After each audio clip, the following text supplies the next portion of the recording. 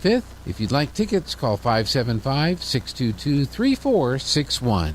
On Saturday, October 11th, the Roswell Symphony Orchestra presents a concert featuring music by Mussorgsky and Mendelssohn. The concert includes performances by Concert Artist Guild winner Nathan Amaral on violin.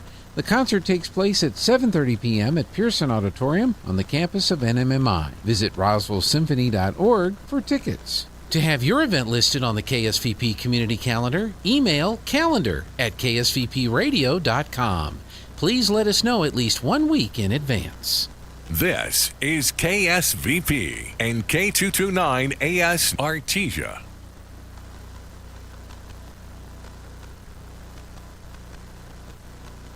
Key news this hour from Town Hall. I'm Rich Thomason.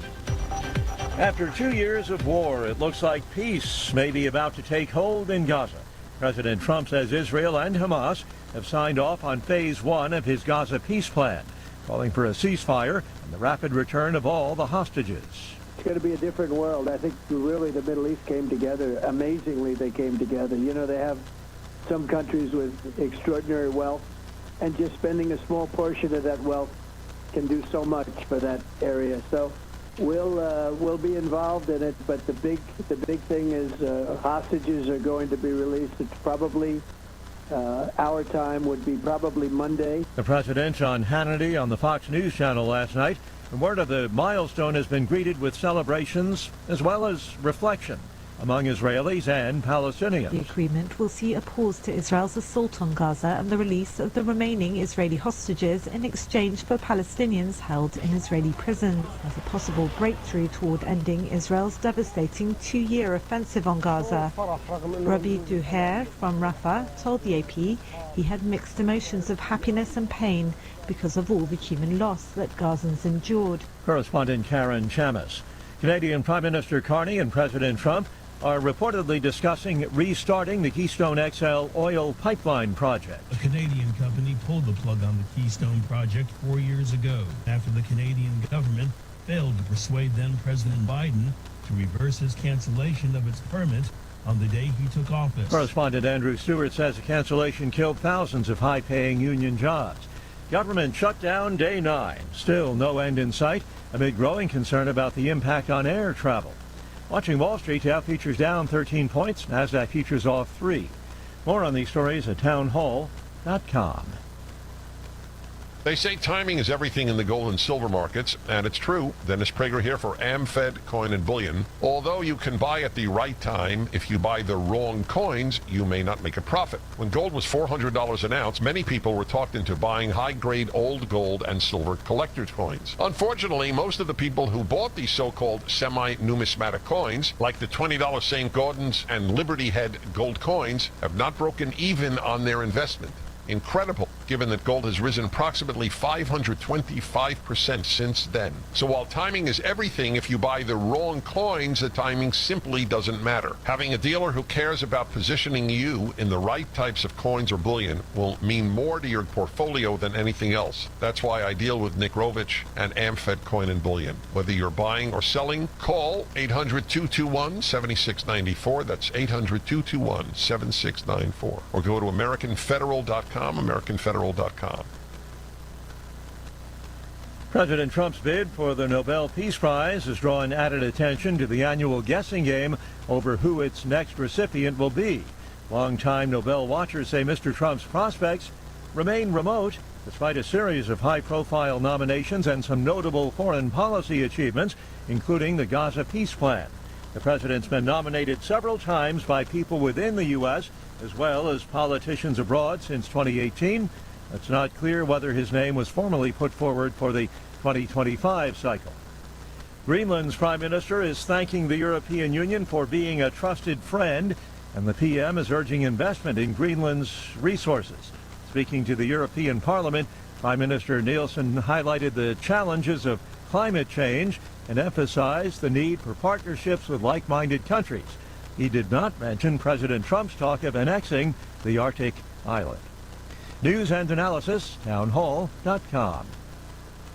The governing body for college athletics is on the verge of allowing a form of sports betting within its ranks. The NCAA has moved a step closer to allowing athletes and athletic department staff members to bet on professional sports. The Division I Administrative Committee approved the change on Wednesday. It must still be approved by Division II and Division III for it to go into effect November 1st. The NCAA is not changing its rule, which forbids athletes from betting on college sports. The NCAA prohibits sharing information about college competitions with bettors and doesn't allow sponsorship of NCAA championships by betting sites. I'm Geffen Coolbaugh. Most members of the Federal Reserve's interest rate setting committee support further reductions in the Fed's key interest rate this year, according to newly released minutes from last month's meeting of the Fed policymakers. More on these stories, townhall.com. I pledge allegiance to the flag of the I pledge allegiance to the flag of the United States of America and to the republic for which it stands, one nation under God, indivisible, with liberty and justice for all.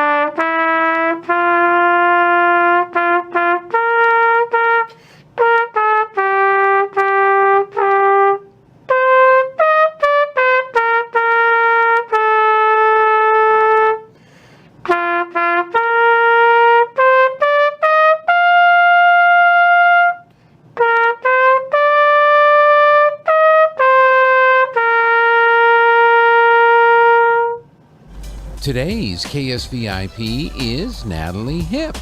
Natalie is celebrating a birthday on Saturday. Happy 24th birthday. We hope it is a wonderful day with many more to come. And this is from your family. Today, Natalie, you're going to receive a flower from Nell's Floral and KSVP. Today's KSVIP, Natalie Hip.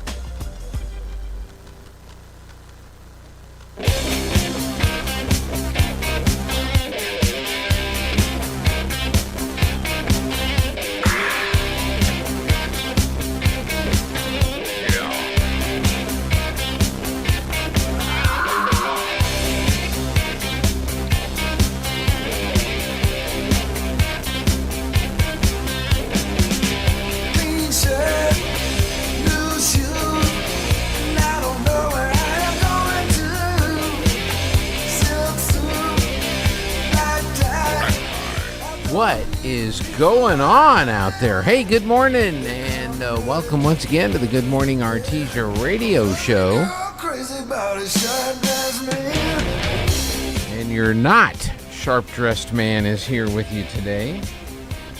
Scott and his family taking a little time off. They'll be back next week. Scott will be with you next Tuesday and Thursday.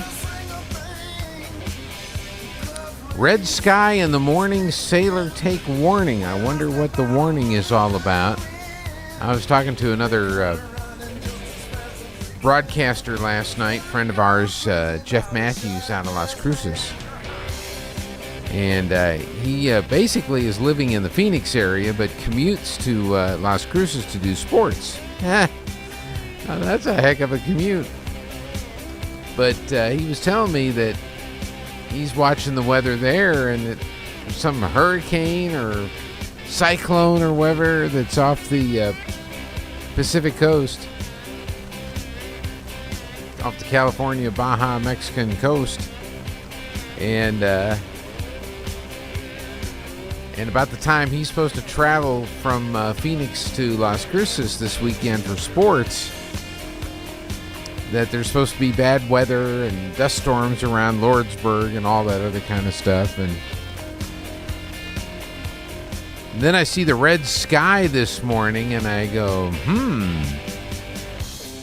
So we'll get into the weather here in a little bit and see what the story is with all that. Let's see, what else do we have on the show today? Maybe we'll have some guests today. Yesterday we were kind of we had a couple either misunderstandings or cancellations or whatever. So here, what I thought was a booked day yesterday was an unbooked day. Today, let's see. I see Louis Reyes from Skills USA is going to visit us today. We've got a Zoom call with John Hauser at Eastern New Mexico University. They've got a big student open house event coming up. There's a big street party concert with Mark Chestnut going on up in Portales next weekend, I think it is. Is it next weekend? And then I saw this. They've got a new beer. Eastern does, that they branded with Rio Bravo. Brewing Hound Brew, an unleashed lager. So, they... the last time they had a product come out, I think it was coffee, we had them on the air, and we got some of the coffee. I wonder if it's... Can you send beer in the mail? And then Jeffrey was telling me we have the Ocotillo segment. It's the Casa folks today on... You can send beer in the mail. Well, I'm in New Mexico. We can send beer in the mail in New Mexico. Okay. Very good. And then on our Ocotillo segment, that time has been donated to Casa. And so we'll chat with those folks today and get an update. Busy day again tomorrow with FFA update. It's Breast Cancer Awareness Month, and we'll have some folks from Artesia General to talk about that. They've got some screening opportunities this month. Linda Stevens hopefully will be back from Clean and Wonderful. She missed a week and then was not feeling well, and hopefully she's feeling better, and we'll have our library chat. So we're pretty full today and tomorrow. Sports, we've got a couple events we're going to be streaming tonight. We've got boys soccer versus Lovington. That's a district game at the MAC. That's tonight at 6. And Goddard and Roswell are playing volleyball tonight at Ground Zero. And so I think that's Chris and Taylor doing the play-by-play for us on volleyball. So that's tonight around 6. No high school sports tomorrow because it's open date for our teams. And I was talking to Jeff because he's covered the Las Cruces schools, Centennial and Mayfield and Las Cruces and Oñate, and that's the game he's got to cover this weekend. I say Oñate, it's Organ Mountain. Should be Oñate, but that's another debate for another day. But he said really Las Cruces High and Centennial are the powerhouses right now. Oñate's not having a good year. Mayfield's not having a good year. And he said their Mayfield's quarterback suffered a pretty bad concussion in the loss to Lovington a couple weeks ago. He said at the time that the quarterback went out, it was 8-6 the score. It was 8-6. Oñate Mountain High School. Well, it's not Oñate Mountain. Are we changing the name of the mountain? Blending. We're blending. Okay. We're what's the favorite phrase today? We're reimagining the name of the high school.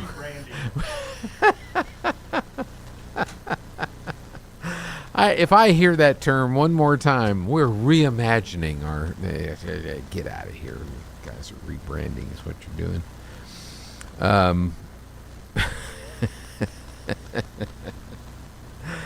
Anyway, he said their quarterback got hurt, and at the time the quarterback for Mayfield went out of the game, it was only an 8-6 game. And they brought the backup in, and they went to the wing T offense because they didn't really know what to do. Everything was built around their quarterback, star quarterback. And then that didn't work, and then they brought in the third-string quarterback, and they actually started to move the ball, but Lovington would go on to win that game like 50-6 or something like that.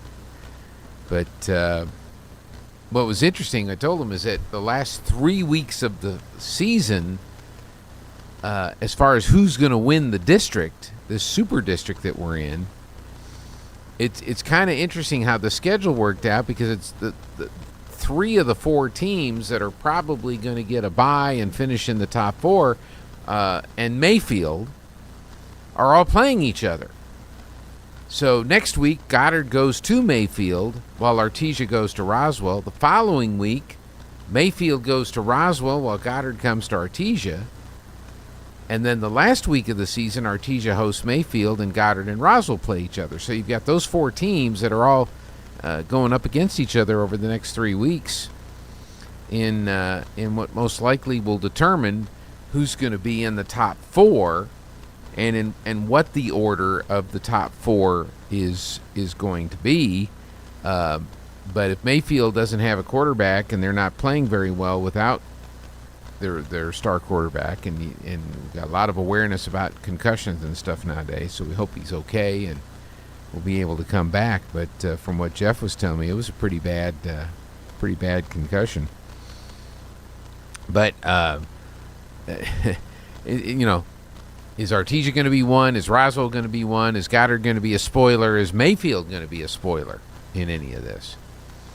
And it's really kind of setting up for a very interesting last 3 game of the season run. But in any case, we'll see what happens. That's all next week. Saturday, we're kind of busy. We've got Bronco football versus Cisco College. They were this close to beating the number 3 junior college team in the nation last Saturday at Colt Field in Tyler Junior College. Tyler threw a Hail Mary pass on the last play of the game, and it was caught in the end zone for a touchdown, and Tyler gets out of there with an 18-17 win over NMMI. And now it's going to be really, really tough for NMMI, even if they win out, to get into the postseason. But they'll get that started on Saturday when they host Cisco College. And we've got Dwayne Chase and Kelly McDonald. It'll be streamed on KSVPTV.com Saturday at 11. Artesia girls soccer continues. They won their game Tuesday night. Then they host Goddard on Saturday. That's out at the MAC. And the JV will be at 10, the varsity at noon. We will stream the varsity game for you at high noon on KSVPTV.com. NMMI Volleyball has another match Saturday at Cahoon Armory. They're going to be taking on Odessa College. And that's a big rivalry match, and that'll be Saturday afternoon at 2. Clyde Williamson will be doing the play-by-play for that. That'll be on KSVPTV.com. And then in college football Saturday, Texas Tech hosting Kansas. Somebody told me it was a homecoming for Tech over in Las Cruces, so that town will be busy. Pregame is at 4:30 New Mexico time, kickoff at 5:30 New Mexico time. And so if you're not going to Lubbock for the big Tech game, you can listen to it on the radio right here on KSVP starting at 4:30 Saturday. And then on Sunday, the Cowboys, hey, we're going to the Super Bowl. We beat the Jets, who are 0-5. So now they've got another team that's probably very similar to Dallas in their stage right now. Got some talent, but they're having some struggles. The Carolina Panthers. The game is in Carolina. And if you're driving out and about Sunday afternoon, you can listen to Babe and Brad on 92.9 The Brand. Pregame at 10, kickoff at 11. And if you enjoy listening to NFL football in Spanish, we'll have that option for you too. 106.1 La Pantera, 10:30 for the pregame there. So that's all coming up the rest of this week. Soccer and volleyball tomorrow. Football, soccer, volleyball on Saturday, and NFL football on Sunday. But, yeah, it was just kind of interesting talking with Jeff about how things are over in Las Cruces. And he's been doing sports over there for a number of years, and he's actually on schedule to do 5 Aggie football games this season. He's done a couple already, and he said they won the 2 that he's done. But I said, well, who did they hire to take over for Jack Nixon? And he said they really haven't hired anybody. He said they hired him for 5 games. They've got the TV guys done a couple of games. So they haven't quite settled on a new voice of the Aggies there in Las Cruces. And we both agreed that Jack has been Jack did the play-by. When I first moved to New Mexico, I think Jack was the voice of the Aggies, and that was 34 years ago. And Jack, after this last season, finally turned off the microphone and stopped doing the play-by-play of Aggie football and men's basketball. So Jeff Matthews is doing 5 of those games this year, and then they've got some other people doing some of the other games. But it was good to talk to Jeff and kind of catch up, see what's going on over there in Las Cruces. He said their high school sports, it's been kind of a struggle because of the way the districts are drawn up and how people can move about within the districts in Las Cruces after they built Centennial. And he said anybody wants to play football goes to Centennial. And so the talent pool has coalesced around Las Cruces and Centennial, and Mayfield is down and Oñate is down.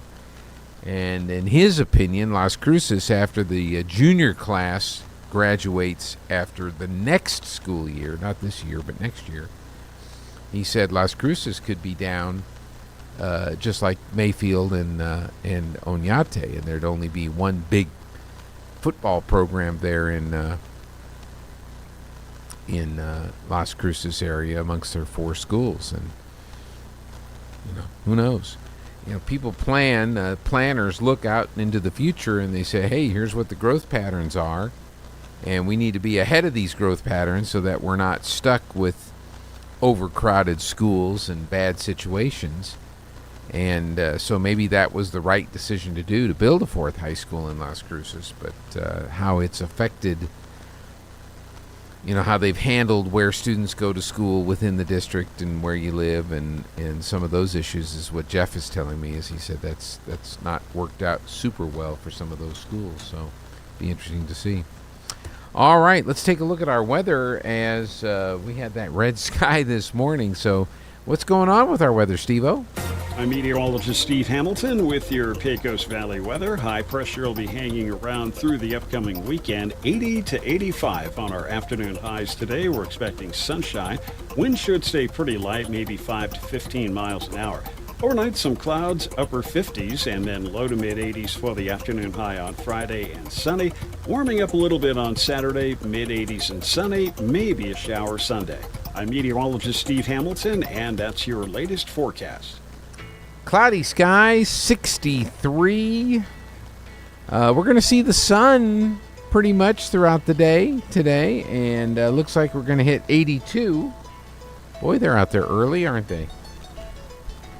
If you're watching online, we have a camera out at one of our tower sites, and gates are open because we've had us and the TV station that's on that tower have had a tower crew out there this week doing some repair work and some other maintenance work out there, and they get started early. It's 7:23. Gates are open. I'm guessing they're halfway up that tower already. Anyway, it's 80, and it's 1,000 feet. That's a big tower. It's 82 degrees for the high today and tomorrow. Partly cloudy, 84 Saturday, and then there is a chance for some rain moving in Sunday, Monday, and Tuesday. And if I look at this radar, I think I can see that cyclone on the radar. At least that's what it looks like off the Baja Peninsula, the southern part of that. So, and then there's quite a bit of rain in the Mexico City, Guadalajara, Monterrey, and in the far western Gulf of America. You know, the map here says Gulf of America. Wow. That one actually took. Trump would be proud. Humidity right now is at 88%. The dew point is 59 degrees. Winds are out of the west at 2, gusting to 4. Pressure's 30.15 and steady. Our air quality index is 44, so we have good air quality. We had a high yesterday of 79. The overnight low was 61. Compared to a year ago, it was 87 for the high, 51 for the low. Moon is in the waning gibbous phase, 92% illumination. Moon will set at 9:56. The next full moon at 27 days. Sunset at 6:31, sunrise at 6:58. It's cloudy all over southeast New Mexico, 64 in Carlsbad, 61 in Roswell, 59 in Hobbs. Across New Mexico, 54 in Albuquerque, 51 in Santa Fe. Cloudy, 48 at Cloudcroft, 51 at Ruidoso, 61 at Alamogordo, 67 in Las Cruces. It's mostly sunny in Gallup, 52, mostly cloudy, 56 at Farmington. Sunshine, 47 at Taos, 40 at Red River. Partly cloudy, 58 in Clovis, and in West Texas, it's sunny in Lubbock and 59. It's cloudy in 66 down in El Paso. And again here in Artesia, we've got cloudy skies and 63 degrees. Let's look at our lunch menus and see what the kids are going to be chomping on. Full week today, this week. Next week, remember, no school on Monday. It's Indigenous Columbus Day.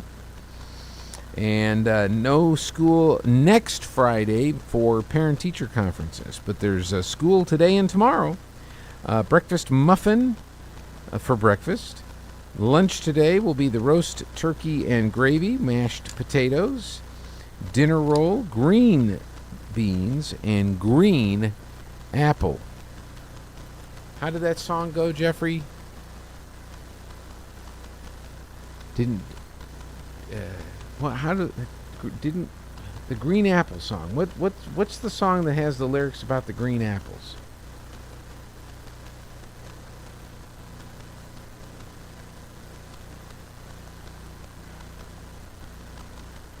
You remember? I'm trying to. Is it the Roger Miller song? Maybe it's the Roger Miller song. Let's see here. Kids are going off. Should reach out, squeeze your hand. How you feeling? God didn't make little green apples, and it don't rain in Indianapolis in the summertime. That's what it is. It's called Little Green Apples by Roger Miller. There's no such thing as Dr. Seuss, and Disneyland and Mother Goose is no nursery rhyme. God didn't make little green apples, and it don't rain in Indianapolis in the summertime. So, yeah, okay. I did remember that. Okay, senior meal site today. They're going to have pepper steak, baked sweet potato, Mediterranean blend veggies, a whole wheat roll, and fruit cocktail. So it's the old pepper steak for lunch today at the senior meal site. A reminder, tomorrow at the senior meal site, they're going to have a Halloween dance tomorrow night. This is at the meal site.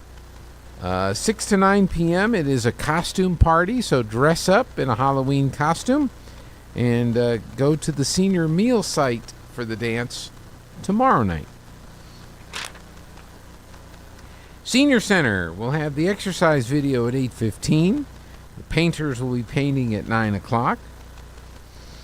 9:30 will be beginner line dancing, and then at 10 o'clock the line dancers will head over to Artesia Health and Rehab for some line dancing there. They're doing the all-day bridge today. All-day bridge today. After lunch, they'll have bridge at 1 o'clock. Actually, it's all day today. All-day bridge. Swedish weaving at 1:30. Texas Hold'em at 2 o'clock. The old stained glass class will be at 2:30 this afternoon. And there is a dance tonight at the Senior Center. So we established this yesterday. You can dance tonight, dance tomorrow night, dance on Saturday night. The dance tonight at the Senior Center will feature a band, Cibolo Springs, and Finger Foods. And Cibolo Springs will be back playing music on Saturday night, and it's potluck night. So you've got 3 nights of dancing if you're a senior. Tonight and Saturday at the Senior Center, and then tomorrow night for the costume Halloween party at the meal site. So that's all going on at the Senior Center. At the library today, toddler time. They'll be bouncing around at 10:30 this morning. STEAM after school will be at 4 o'clock this afternoon. Science, technology, engineering, apples, and math. When they add the A, that's for apples, since we're on the topic of green apples today. The Teen Crafternoon is today at 4 o'clock. And after hours game night is tonight at 6, so you can come on out and play whatever board game of your choice. Wonder what would happen if you combine the Game of Life and Monopoly, because they're kind of the same. I mean, there's a correlation between the two. So, but yes, after hours game night is tonight for the adults, and Teen Crafternoon is this afternoon, and they'll be doing that at 4 o'clock at the library. So I think we got that done. All right, school report. Let's see if we updated our slide. Let's see, we have junior high 9th grade Orange. Yeah, see, football versus Goddard. That's on there. It's at 4 o'clock. Artesia Junior High 9th grade Orange football. So that, let's pull that slide down, Jeffrey. That's got some, it's missing some information there. 9th grade Orange football versus Goddard is at 4, not at 6. So yeah, let's pull the slide there, because that's not the right time. Thank you. There's that red sky in the morning. The Central Book Fair continues today. JV and varsity boys soccer, they're taking on Lovington today. JV at 4, varsity at 6. JV and varsity volleyball at Hobbs. The JV at 5, the varsity at 6. JVB football is taking on Goddard at 6 o'clock. And I think that's where the slide got messed up, because it's junior high football Orange versus Goddard at 4. And then I don't think it said JVB. Maybe it said JVB, but that's at 6. Grand Heights PTO, they have a meeting this afternoon. They're going to be meeting at 2 o'clock. And the Roselawn PTO is having a meeting today, and that'll be at 3:30. So that's what's on the school calendar for today. Birthdays. There's only 2 birthdays today. We've got Bill Polk and Ramona Segura having a birthday today. So just 2 of you having birthdays. So happy birthday to Bill and Ramona. And we want you to have a very, very happy birthday on this, the day of your birth. All right, that gets us through that. Let's take the break. We'll be back with news and more in just a moment.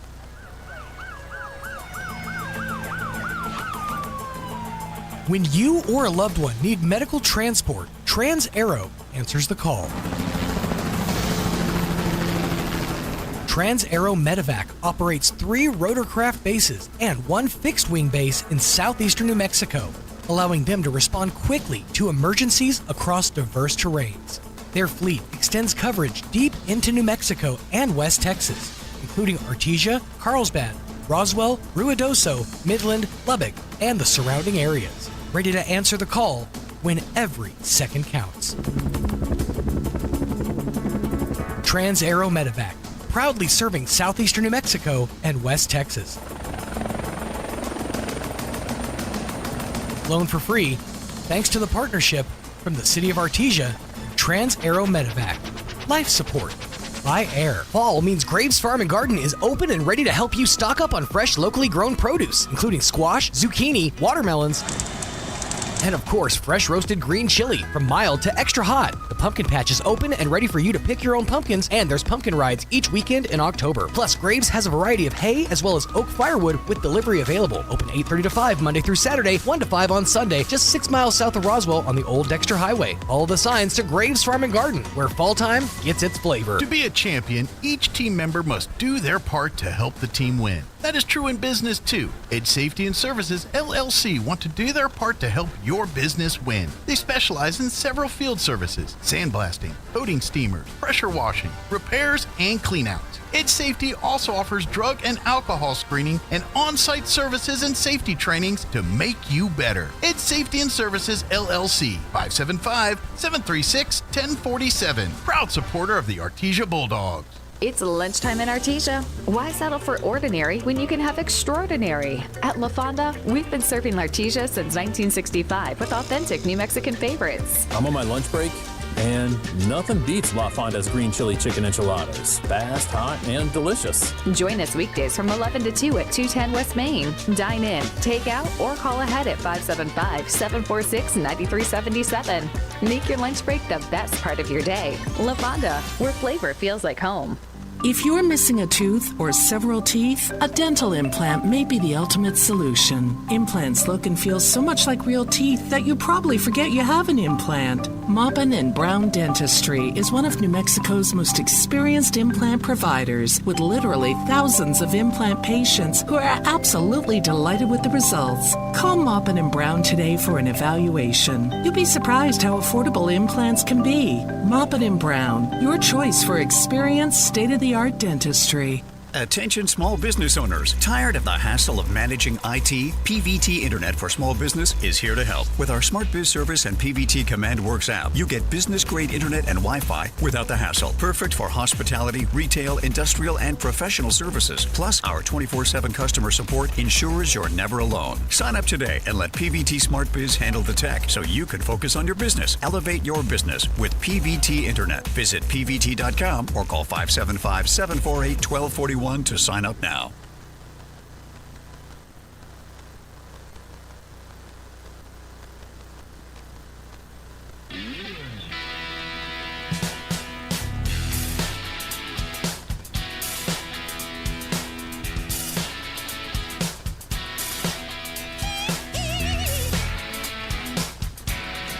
Okay, I'm supposed to say some words, and you're supposed to know what this is. Paganini, Mussorgsky, Mendelssohn. Do you know what I just said? If you do, then you'll probably want to go to the Roswell Symphony Orchestra Saturday night, October 11th, 7:30 p.m., Pearson Auditorium in Roswell. Tickets are on sale now at roswellsymphony.org. or by calling 575-623-5882. Okay, we got to get the news going here, so we'll see what's happening. Eddy County Sports, Kim Commando, all next. With your Pecos Valley news update, I'm Jared Cirillo. Lots going on in Artesia. The 50th Annual Art in the Park is coming up. The event takes place at J.C. Park, October 17th and 18th. Residents and visitors will be able to enjoy the arts and craft vendors, food trucks, a kids zone, and live entertainment. For more details, visit the City of Artesia's Facebook page. The Artesia Fire Department recently moved back into the fire station at the corner of 7th and Mahone. The station renovated for the first time since it was built in 1979. The city says having crews at this station and the PSC will allow for faster response times to incidents throughout the city. And a traffic alert, the 26th Street project will move into Phase 3 in Artesia next week. That includes work on 26th from Washington to Mann. They'll be replacing water pipes under the road, repaving the road surface, adding sidewalks, and also adding a path from the bridge to Hermosa that can be used for walking and biking. You're up to date. I'm Jared Cirillo. Cold and flu season is almost here, Artesia. Protect yourself and the people you love. At Lowell's Pharmacy, your health is our priority. Getting your flu shot now means peace of mind all season long. It's quick, easy, and covered by most insurance. Don't wait until it's too late. Stop by Lowell's Pharmacy today and roll up your sleeve. Stay healthy, Artesia, with a flu shot from your hometown pharmacy, Lowell's Pharmacy. It's time for the Eddy County Sports Report. When it comes to fall sports, volleyball lags a little bit behind football and soccer when it comes to starting your district schedules. But it's coming. In the meantime, Artesia has its last non-district schedule game tonight, and that'll be at Hobbs. Artesia's 13-3 overall. Hobbs is 5-11. Game time is at 6 o'clock in Hobbs. Artesia beat Ruidoso Tuesday night. Kaylee Padilla had 12 kills for the Lady Dogs. Fellow senior Jenna Whitmire, an ace behind the serving line. She had 4 aces. District for Artesia starts on October 21st at Portales. Meanwhile, Carlsbad will be starting its district schedule next Tuesday against Clovis. The Cape Girls fell to 4-12 overall, losing to Goddard on Tuesday. The Sports Report brought to you by DSI. Call DSI for all your office technology needs. I'm Eric Butler at KSVP Radio, AM 990. Think about your PC or Mac. Is it sitting at home right now still on, with your email and browser wide open? That's a big no-no. Anyone can rob you blind. I'm Kim Commando for Goldco. I protect my savings with real gold and silver. Right now, get up to 10% back in bonus silver at goldco.com/Kim. When you leave your computer unlocked, someone could sit down, poke through your files, steal your passwords, and drain your bank accounts. Here's a smart way to stop that. If you're on Windows 10 or 11, turn on Dynamic Lock. It pairs your PC to your phone through Bluetooth. This way, when your phone and you walk away from your PC, the signal drops. After about 30 seconds, the computer locks itself automatically. Mac users, you're not left out. If you have an Apple Watch, your Mac can automatically lock when you step away and unlock when you return. No password typing needed. It's the same smart idea on a PC, just with a little Apple flair. Get more tips like this with my free newsletter. Sign up at getkim.com. We live in uncertain times. Debt, inflation, market swings. It's tough to know what is safe anymore. I will tell you what I do. I own gold, real physical gold, and I think you should too. That's why I've partnered with Goldco, an award-winning precious metals company. They help people like you protect retirement savings with real gold and silver you can actually hold in your hands. Right now, when you open a qualifying account, you can get up to 10% back in bonus silver. No gimmicks, no fine print, just real silver delivered right to you. Here's the truth, and you know this. Dollars can be printed, but gold and silver are real, tangible, and time-tested. It's smart diversification, and in my portfolio, that gives me peace of mind. So don't wait. Go to goldco.com/Kim to get your free 2025 gold and silver kit and lock in your bonus silver. Do it now while you're thinking about it. That's goldco.com/Kim. Goldco.com/Kim. Goldco.com/Kim. Turpening and Son Mortuary of Artesia presents a listing of today's obituaries. We do not have any new announcements, but we have this reminder. Funeral services are scheduled for 2 p.m. today at First Baptist Church for Wanda Louise Waldrop. A viewing will be held from 10 a.m. until noon this morning at Turpening and Son Mortuary. Mrs. Waldrop passed away on October 2nd in Gatesville, Texas, at the age of 93. Ty Hodling will officiate at the services. Burial will follow at Woodbine Cemetery, and that's today. This listing has been presented as a service by Turpening and Son Mortuary of Artesia, where we make it personal. Well, are we going to get any rain and storm out of this approaching weather system, Steve-O? What do you think? I'm meteorologist Steve Hamilton with your Pecos Valley weather. High pressure will be hanging around through the upcoming weekend. 80 to 85 on our afternoon highs today. We're expecting sunshine. Wind should stay pretty light, maybe 5 to 15 miles an hour. Overnight, some clouds, upper 50s, and then low to mid 80s for the afternoon high on Friday and sunny. Warming up a little bit on Saturday, mid 80s and sunny, maybe a shower Sunday.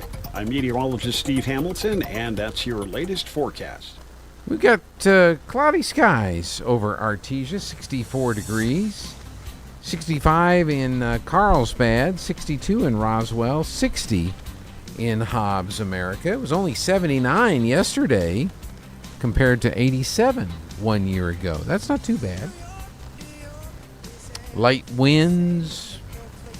Just kind of a pleasant morning. Get out and enjoy.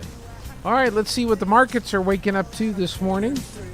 Might be on the news of potential start of a peace process in the Middle East. That'd be cool if that were true. Let's see what the markets are reacting to on the Wall Street Business Report. With the Wall Street Business Report, I'm Bill Alexander. Wall Street's pause from its record-breaking rally didn't last long. The S&P 500 climbed 0.6% on Wednesday. The Dow Jones Industrial Average edged down by 1 point, while the Nasdaq Composite rose just over 1%. The global economy is holding up better than expected, despite major shocks, such as President Donald Trump's tariffs. But the head of the International Monetary Fund says that resilience may not last. The managing director, Kristalina Georgieva, said in a speech, uncertainty is the new normal. Staffing shortages are leading to more flight delays at airports around the country as the federal shutdown continues. Union leaders for air traffic controllers and airport security screeners warned the situation was likely to get worse. General Motors is scrapping a program aimed at allowing its dealers to continue offering a $7,500 tax credit for several months on electric vehicle leases, following the September 30th expiration of the federal subsidy. For the Wall Street Business Report, I'm Bill Alexander in Washington.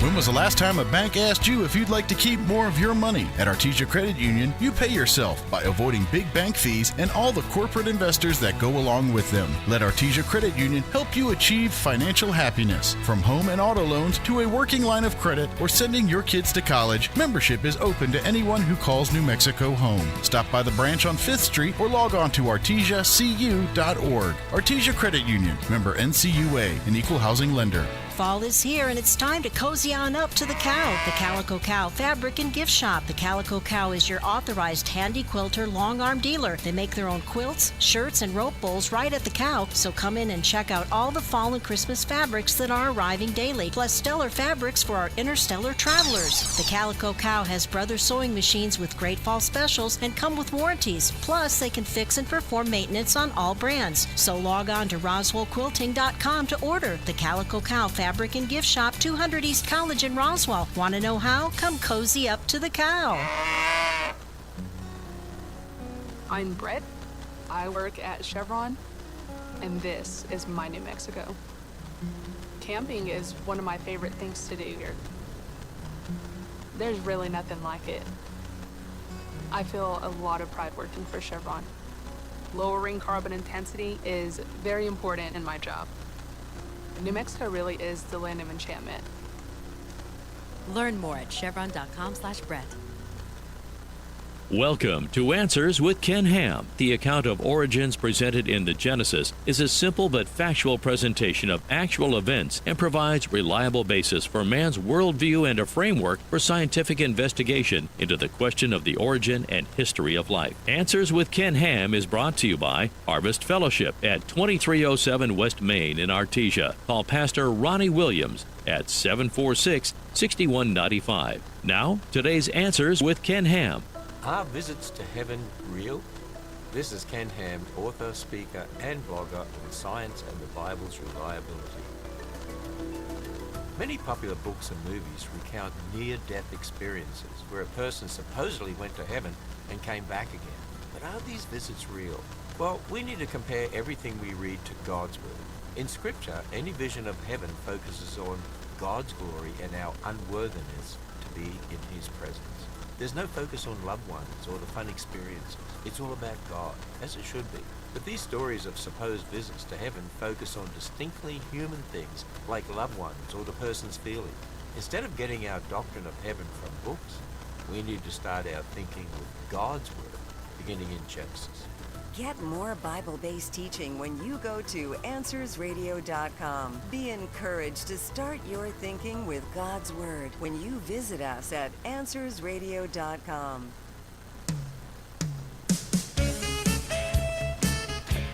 All right. Welcome back. Good morning, Artesia, the radio show. The guests not showing up and stuff continues. So I've invited Jeffrey to pop in. And We'll chit-chat here for a few minutes before the show continues. Next hour, I just sent the meeting ID to John Hauser, so we'll have John on via Zoom here in about 25 minutes, talking about the one Eastern Day and the Mark Chestnut Portalis party festival they're going to have up there next weekend and all that.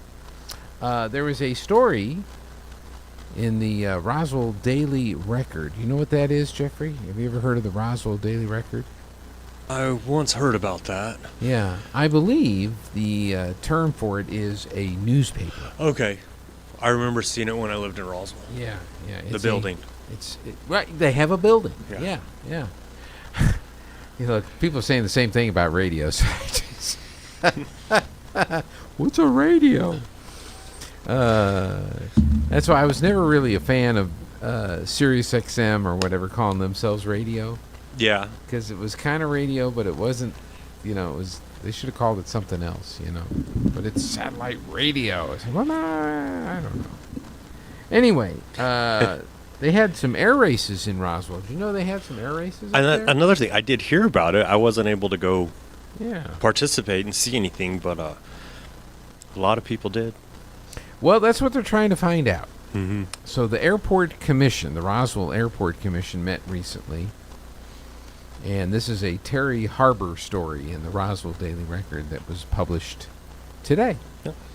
The number of tickets sold for Roswell's first national championship air races and air show has been stated to have totaled at least 50,000. Okay. Heavy rain caused many of the races originally scheduled to take place on Saturday to be postponed to Sunday instead. However, optimism about next year's air races was attributed to a great deal of positive feedback, according to airport commissioners and other city representatives during the Roswell Airport Advisory Commission on Tuesday. Good. So they met Tuesday, and the story was published this morning. It was the first meeting of the group since NCAR was held at the Roswell Air Center because the planned September meeting was canceled. Rained out? No, I think they were having the air races. It's like at the train club. Do we need to have a business meeting on the day right after we ran trains for a week? Right. Nah. Let's see. Commissioner John Hitchcock is quoted as saying a number of people were saying what a wonderful time they had. Final day was September 14. The Sunday schedule was revised with a tighter final lineup of races. Roswell area motels received some weather-related room cancellations, according to Commissioner Mike Espiritu, who's also president of the Roswell-Chaves County Economic Development Corp. Did I say his name right? Close enough. What is it? Say it again and I'll correct you. Mike Espiritu? Thought it was Esperita. Well, there's no A, it's a U. Okay. Then you could be correct. Hey, I'm probably wrong. There's a 50-50 chance that one of us is wrong. Well, 50% one of us is wrong, the other 50% both of us are wrong. Right. There you go. Comments about the debut of the races ranged from pilots who complimented the flight route to how friendly and helpful people in Roswell were to visitors. Hitchcock and Espiritu Say it really quick. Esperita. Each said local restaurants were busy during NCAR. Espiritu? I'm going to say it every which way, hoping that one of them is right. Sorry, Mike. Mike said that estimated the turnout for NCAR 2026 should be stronger yet. Hitchcock said he anticipated a lot of people would also return next year. Lodger's tax and bed fees for September aren't due to the city's finance department until October 25. So they won't get that information until later this month to see if there was a bump in their receipts. So we'll see what happens. I don't know. I didn't go. Did you talk to anybody who went? Do you know anybody that went? Oh, yeah. Okay. What'd they think? They loved it. They thought it was awesome. Mm-hmm. One of my friends' sons was very excited, and so he was the most animated person that I spoke to. He loved it, and Good. The one thing I think everyone said was about Kith and Kin trailer. Just about Rob said everyone that. I talked to was like, and Kith and Kin was there, and I was like, oh, awesome. Yeah.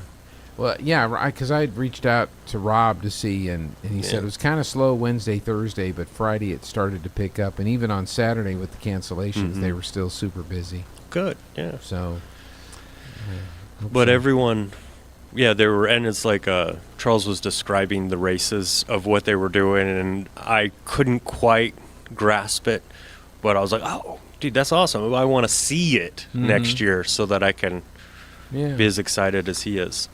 Well, Lana's read some stories that it was like a 2-year initial run. Mm-hmm.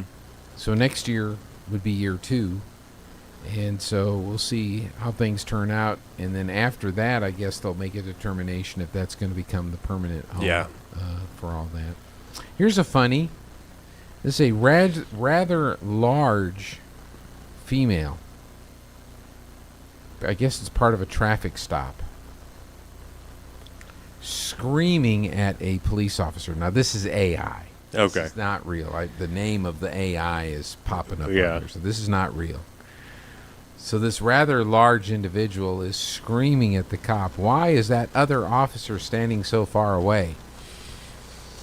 And the officer she's screaming at says, his body cam is on and he's trying to get you in the frame. I've seen that or heard that before. I'm glad you said that, because that was one of those, should I send that to some friends? Well, well, Sora, I think, is one of these AI generating things, and so you've got that going on. I thought that was funny, if it were true, but I don't think it's true. Like, here's another one, runaway pickle. Here's somebody in a pickle costume running away from the cops. And then the Sora thing pops up on there. So the cops stop, they're getting out, they're going out, and this pickle's running down. So who's going to wear the pickle inflatable costume? We could have a pickle race. Yeah. Yeah. Ah, that's fine. And let's see. Now, this doesn't appear to be AI. This is last night returning to Beijing. 10-hour drive transformed into a 16-hour drive because it was the last day of the 8-day-long national holiday. So everybody's trying to get back to Beijing. So we'll see. We went to Tokyo Disney, and it was Japan's spring break. Not a good time to go to Tokyo Disney when every single school is out. Right. And it was like, okay, guys, why did you pick this day for us to come? I know it. You just have to check the holiday calendar and see what's going on with that. I'm just trying to see. A lot of these clips I'm looking at, some are AI and some are not. And I'm trying to figure out, okay, is this AI or is this for real? Because this is pretty cool. And then you find out it's AI, and then there's other stuff that you think, well, this ought to be pretty good, and it turns out to be pretty disappointing. And U.S. Senate rejects advancing a measure to stop Trump and Hegseth from unilaterally striking narco-terrorist boats coming through the Caribbean to poison and kill Americans. It wasn't as defined a vote as you would think. It was 51-48. Rand Paul and Lisa Murkowski voted yes to stop the administration from unilaterally blowing up the drug cartel boats coming up from Venezuela. I would expect that from Rand Paul. Yeah, I would too.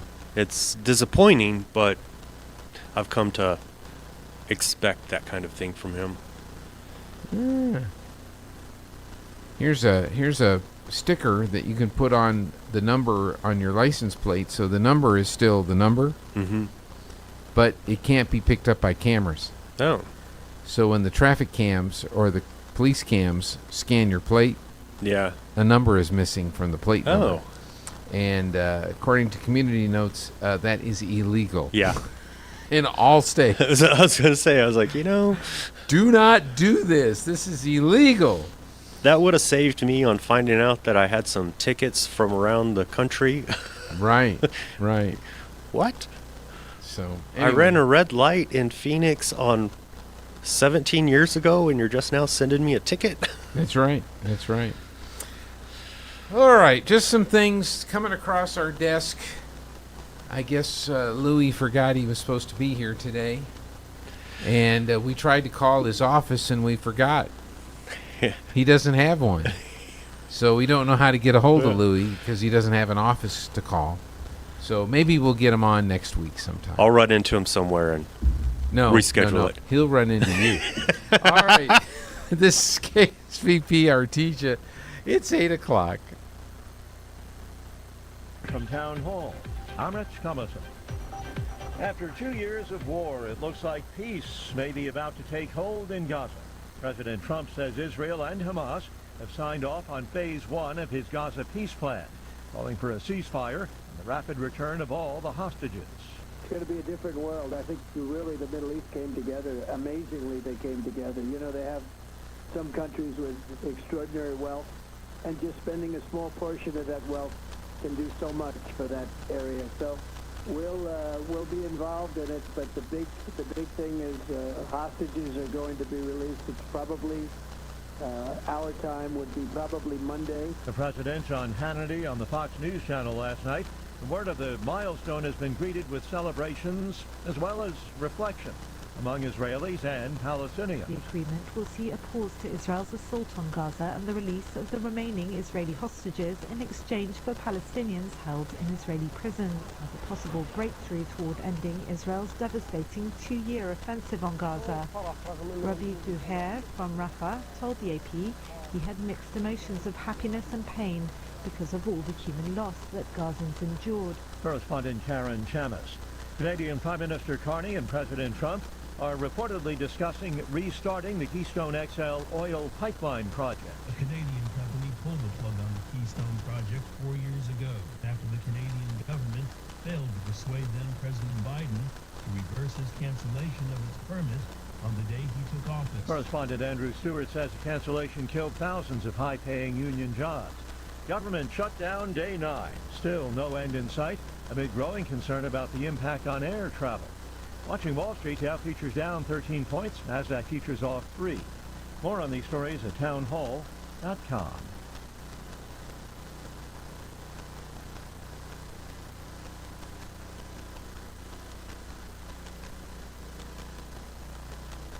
On coin.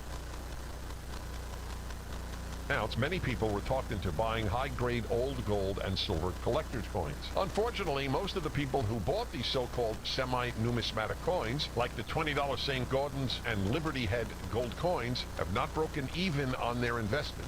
Incredible, given that gold has risen approximately 525% since then. So while timing is everything, if you buy the wrong coins, the timing simply doesn't matter. Having a dealer who cares about positioning you in the right types of coins or bullion will mean more to your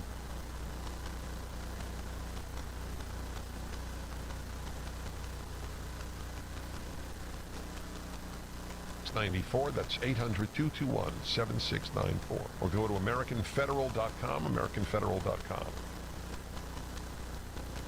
President Trump's bid for the Nobel Peace Prize has drawn added attention to the annual guessing game over who its next recipient will be. Longtime Nobel watchers say Mr. Trump's prospects remain remote despite a series of high-profile nominations and some notable foreign policy achievements, including the Gaza peace plan. The president's been nominated several times by people within the U.S. as well as politicians abroad since 2018. It's not clear whether his name was formally put forward for the 2025 cycle. Greenland's prime minister is thanking the European Union for being a trusted friend, and the PM is urging investment in Greenland's resources. Speaking to the European Parliament, Prime Minister Nielsen highlighted the challenges of climate change and emphasized the need for partnerships with like-minded countries. He did not mention President Trump's talk of annexing the Arctic island. News and analysis, townhall.com. The governing body for college athletics is on the verge of allowing a form of sports betting within its ranks. The NCAA has moved a step closer to allowing athletes and athletic department staff members to bet on professional sports. The Division I Administrative Committee approved the change on Wednesday. It must still be approved by Division II and Division III for it to go into effect November 1st. The NCAA is not changing its rule, which forbids athletes from betting on college sports. The NCAA prohibits sharing information about college competitions with bettors and doesn't allow sponsorship of NCAA championships by betting sites. I'm Gethin Coolbaugh. Most members of the Federal Reserve's interest rate setting committee support further reductions in the Fed's key interest rate this year, according to newly released minutes from last month's meeting of the Fed policymakers. More on these stories, townhall.com. Today's KSVIP is Natalie Hip. Natalie is celebrating a birthday on Saturday. Happy 24th birthday. We hope it is a wonderful day with many more to come. And this is from your family. Today, Natalie, you're going to receive a flower from Nell's Floral and KSVP. Today's KSVIP, Natalie Hip.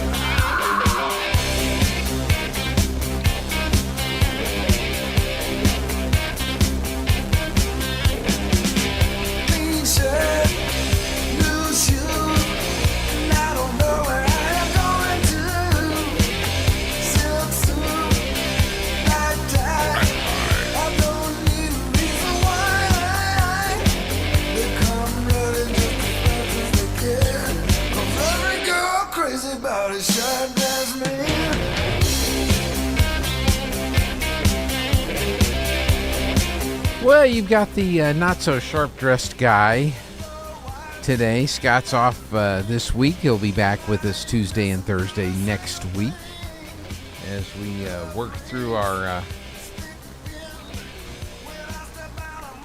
Last week, Scott covered for me while I spent some time at the Eastern New Mexico State Fair. And then they had some stuff planned for this week, so I said, okay, I'll do that. So we'll get back to our regular schedule next week. I wonder if this is true. Jeffrey probably knows the answer to this. 1993, Mrs. Doubtfire. The movie, you remember the movie with Robin Williams? At one point, he's fishing his teeth out of the wine and says, Carpe dentum, seize the teeth. That was made up line. Apparently in the movie Dead Poets Society, his character says, Carpe diem, seize the day, boys. So in Mrs. Doubtfire, teeth falls into a glass of wine and he says, Carpe dentum, seize the teeth. I didn't know Pierce Brosnan was in that movie. Did you know that? Mrs. Doubtfire, Pierce Brosnan.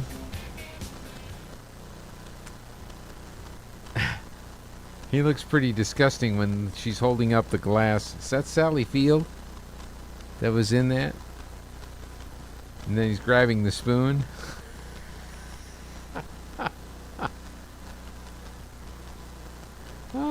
Robin, I wonder what that was like trying to do a movie with Robin Williams. You know, does the person holding the script just sit there and just throw it away and just say whatever, roll the camera, and we'll pick something out of this? Anyway, what do we have going on this hour? According to the schedule, we're waiting on John Hauser to pop in from Eastern in Portales. And is he about to pop in? So, good deal. All right. Let's take a look at our weather forecast, see what's happening with the weather. Steve-O, what do you know? I'm meteorologist Steve Hamilton with your Pecos Valley weather. High pressure will be hanging around through the upcoming weekend. 80 to 85 on our afternoon highs today. We're expecting sunshine. Wind should stay pretty light, maybe 5 to 15 miles an hour. Overnight, some clouds, upper 50s, and then low to mid 80s for the afternoon high on Friday and Sunday. Warming up a little bit on Saturday, mid 80s and sunny, maybe a shower Sunday. I'm meteorologist Steve Hamilton, and that's your latest forecast. Well, we've got the clouds out there messing with us this morning. It's 65 today. We're going up to 82 for a high. 82 tomorrow, and then 84 on Saturday, 80 and a chance of rain on Sunday. Cloudy, 67 in Carlsbad, 63 in Roswell, 62 in Hobbs, America.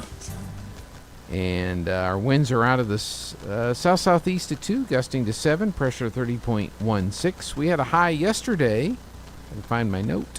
Here it is. We had a high yesterday of 79 and a low of 61. 1 year ago, our high was 87 and our low was 51. All right, John's ready to go. We'll get started right after we take this break. Don't go away. Is your old car really scary? Does it look dreadful or smell awful? Don't be afraid. Roswell Ford will take in any trade. Roswell Ford needs your trade, so now is the perfect time to upgrade from your old vehicle and drive home a new Ford or quality pre-owned vehicle. You'll be shocked at how much we'll pay for your old car, truck, or SUV toward the purchase of a new Ford. And don't be frightened by how much you owe on your old car. Roswell Ford will take your trade, even if you owe thousands more than it's worth, so you can upgrade to a new Ford and get massive savings. 0% financing and make no payments till 2026. Worried your credit will make car buying scary? We've partnered with even more aggressive lenders who will push to approve your credit, even if it's less than perfect. All roads lead to huge American-made savings and a better buying experience. Get on board at Roswell Ford, 821 North Main Street in beautiful Roswell. Call 575-623-3673 or online at roswellford.com. 0 APR for 48 months is $20.83 per thousand finance. Interest accrues from date of sale. Subject to lender approval on select vehicles. Offers not combined. The City of Artesia is proud to announce that we've renewed our agreement with Trans-Aero Medevac. This means that Eddy County residents are automatically enrolled in Trans-Aero's free air ambulance membership program, ensuring there are no out-of-pocket costs that need to be paid if you're flown to a hospital by Trans-Aero. Remember, this benefit only applies to Trans-Aero Medevac. To receive this benefit, ask for Trans-Aero specifically in a medical emergency. For situations where you cannot speak, make sure you have your Trans-Aero membership card alongside either your ID or health insurance card. This will act as a request for Trans-Aero Medevac. You can print out the membership card on the City of Artesia's website.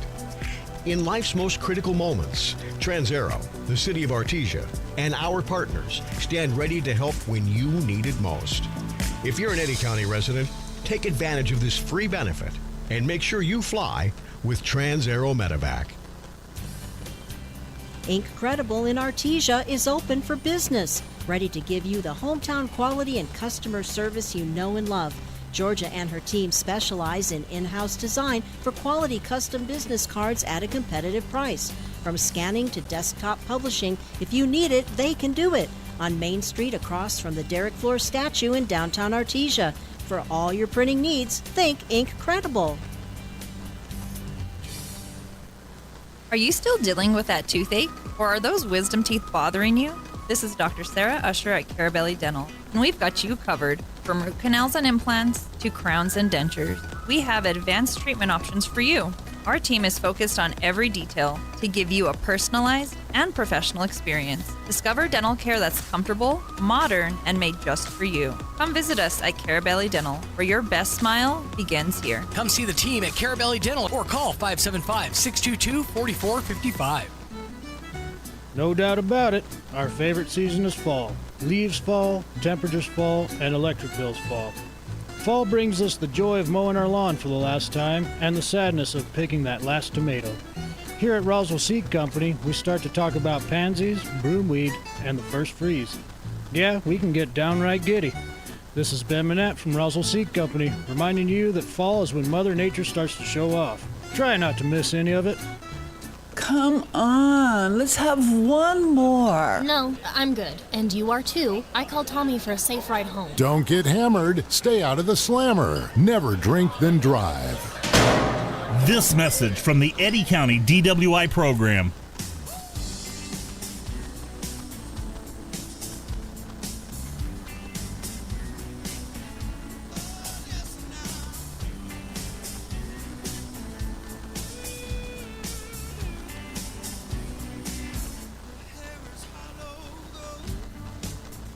Hey, we're back on the Good Morning Artesia radio show, and John Hauser joins us from Eastern New Mexico University in Portales, New Mexico. How you doing, John?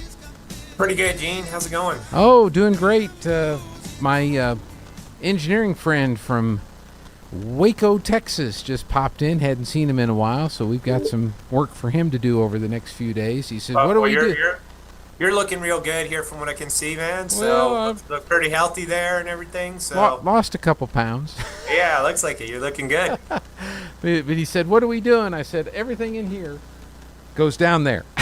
That's always fun. That's always fun. So anyway, there's a couple things I know we want to talk about. You've got a big student open house event coming up next weekend. And the city of Portales has got a big event coming up next weekend. And then I saw this come through. Y'all have your own beer now. Yes, sir. Yeah, we actually launched. I'll go with the beer first. We actually launched it last weekend with Rio Bravo Brewing. The beer's called Brewing Hound Brew because Greyhounds Rue. That's their sing song, and that's part of like one of our. You'll see it down there in Roswell. We're launching an annual fund campaign as well. That's called One Rue. So we're really joining in on that brewing theme there. And the beer is a Mexican lager. It's going to be available across New Mexico through Admiral Beverage here soon. If you come up to Portales, for those alumni planning on coming up for homecoming, we're hoping to have it, at our mix and mingle, at our football game. And it's just a great partnership to really help expand, our brand across the state of New Mexico. So you partnered with a number of different things. You had coffee at one time. I don't know if you're still doing the coffee, still doing that. Yeah, still doing coffee, still doing salsa, still doing cookies, and then we're adding beer here now as well. So, okay, all right. Yeah, so it's a great way to support students too, because 12% of every purchase goes back to sports scholarships. That's great. That's great. This is a great opportunity. New Mexico State has their 1888 ale, and we came up, with, hey, we've been kind of sitting waiting for the right partnership to come along, and Rio Bravo Brewing out of Albuquerque is like, hey, we've done some stuff like this before, we'd love to do it, and they went gung-ho with us, and now, hey, we got Brewing Hound Brew, unleashed lager for people to try. It's a Mexican lager, real good, and people should really enjoy it. There you go. So look for that, especially at the microbreweries and places like that coming out real soon. So next weekend is going to be a pretty big weekend in Portales. There's a number of different things that are going on. What do you want to start with? Well, October 18th is going to be a great weekend here in Portales. And as you said, it's our open house here for high school students. We're running ads with you guys on it, so people are hearing it. If you're a high school sophomore, junior, or senior, and you want to come learn more about Eastern New Mexico University, come on up for the morning. It's just a morning-long event. We're an hour and a half from Roswell, 2 hours from Artesia. Just come on up. You'll get a chance to win prizes like an iPad, scholarships. You'll learn about majors. You'll get to talk to our students, to our professors. Really get to know, the university for Eastern New Mexico here. So, it's a great opportunity for potential students to really look at, hey, what do I want to do for my next step in my higher education journey? And with Eastern, what I always say about Roswell and Artesia and Carlsbad and those areas and Hobbs is, hey, we're far enough away from home that mom and dad ain't knocking on your door every weekend to say, hey, what's going on? But we're close enough that, hey, I got to go do laundry. I'm going to run home real quick and, have mom help me out, and I'll be back tomorrow. That's a great thing. So, and that's why it's, when I told you this before, that's why Eastern was put in Portales, is because they needed a university in the center of the 6 counties on the eastern part of the state And Portales is literally almost the center. We're like 2.5 hours from Clayton, 2.5 hours down there to Carlsbad.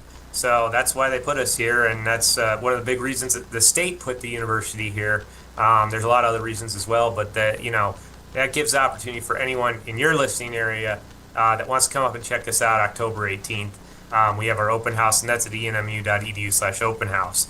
And then, hey, stick around afterwards because we have one of the top 40 country artists of the last 40 years coming to play in Portales on October 18th, and Mark Chestnut. Guy only has, 8 #1 singles to his name, and I'm sure you guys still play him in regular rotation with, Bubba Shot the Jukebox or Brother Jukebox or whatever. It's like name 2 different songs, but it's a great song. He does a great cover of "You Don't Want to Miss a Thing" by Aerosmith. He's got some great other singles out there. He's still performing live, and we're doing this at the Roosevelt County Fairgrounds from 12 o'clock to 9 o'clock up here in Portales.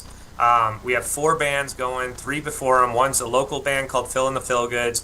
Then we got Thomas Hines, who's a regional country music act. Then we got the Carson City Rebel Band out of Lubbock is where their lead singer's based. He's flying in Nashville musicians to play with them.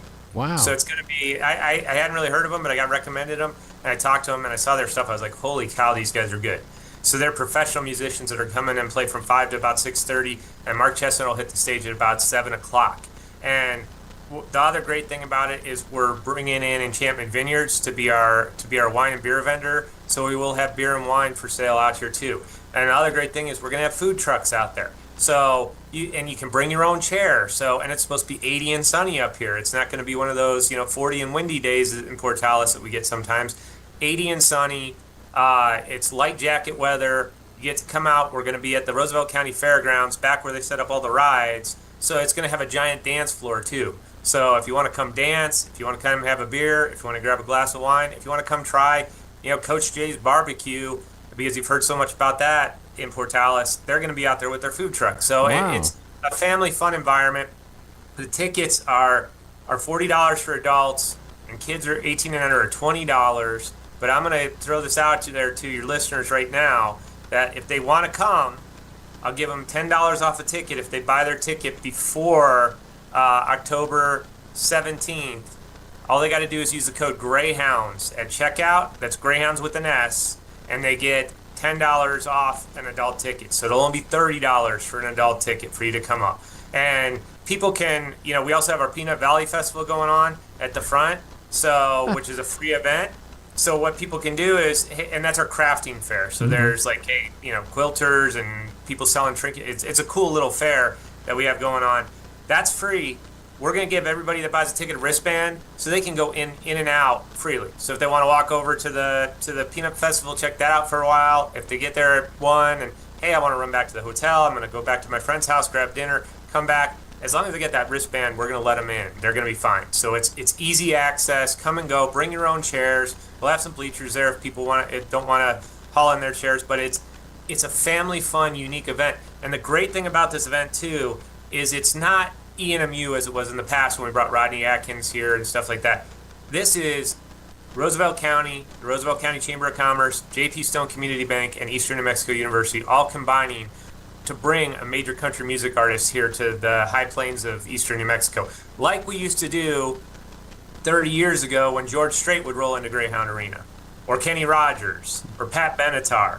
And, the reason we're reaching out to you guys to say is, hey, there used to be a line of cars, I've been told, heading up Highway 70 the night of those shows. And it would be great to see, a line of cars heading up from Roswell and Artesia. People are always saying, what is there to do? Well, hey, we're an hour and a half away from Roswell there, 2 hours from Artesia. Come up, check out Mark Chestnut. You'll be home in your bed by 10:30, 11 o'clock at night. Come up and have a good time in Portales for our One Portales Festival featuring Mark Chestnut. And again, $10 off if you use the promo code Greyhounds. So he's pretty popular in this area. You're probably not aware of this, but I'm trying to think of how many years it's been. It's been 5 or 6 years, maybe 7. I don't know, maybe 10. Time flies. Yeah. But Mark Chestnut performed at a outdoor concert at the fairgrounds here in Artesia. And of the several years of that event that took place, that was the biggest attended event. There's a lot of Mark Chestnut fans around here.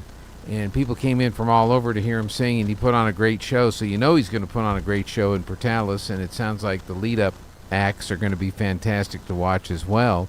So all you Mark Chestnut fans, Greyhounds is that promo code when you check out and save $10, and that's a heck of a deal there. $30 for adults to see a quality event like that. Come and go with the armbands and everything else. And just come up with it's just enmu.edu/Mark Chestnut. That's all you got to do, and that's where our ticket site is, and you can get the tickets today. And we have a big seating capacity, so we'd really like to, like I said, buy ahead of time to save some money. That's and right. Make your plans now to come up. It's going to be a very family fun event. We've targeted this to.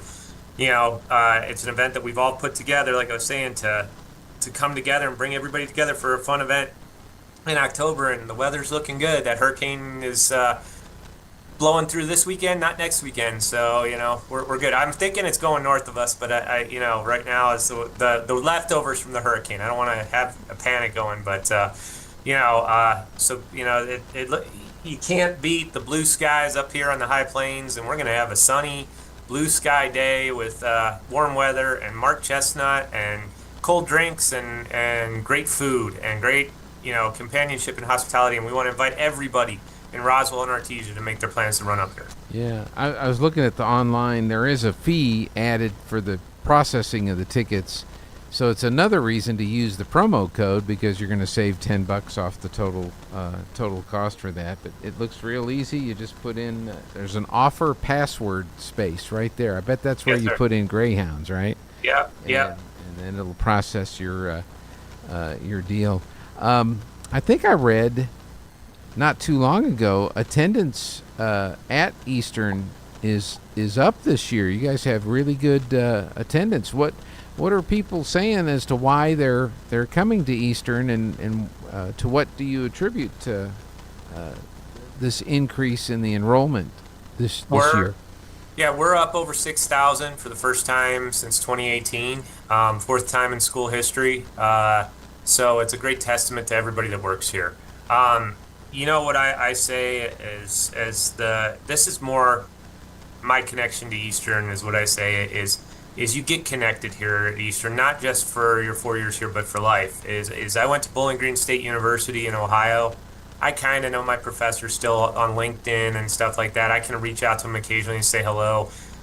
My wife went to Eastern. She's from Hatch, 99 Hatch Chili Queen. That's my claim to fame. I got to mention that. Boy from Cleveland married the 99 Hatch Chili Queen.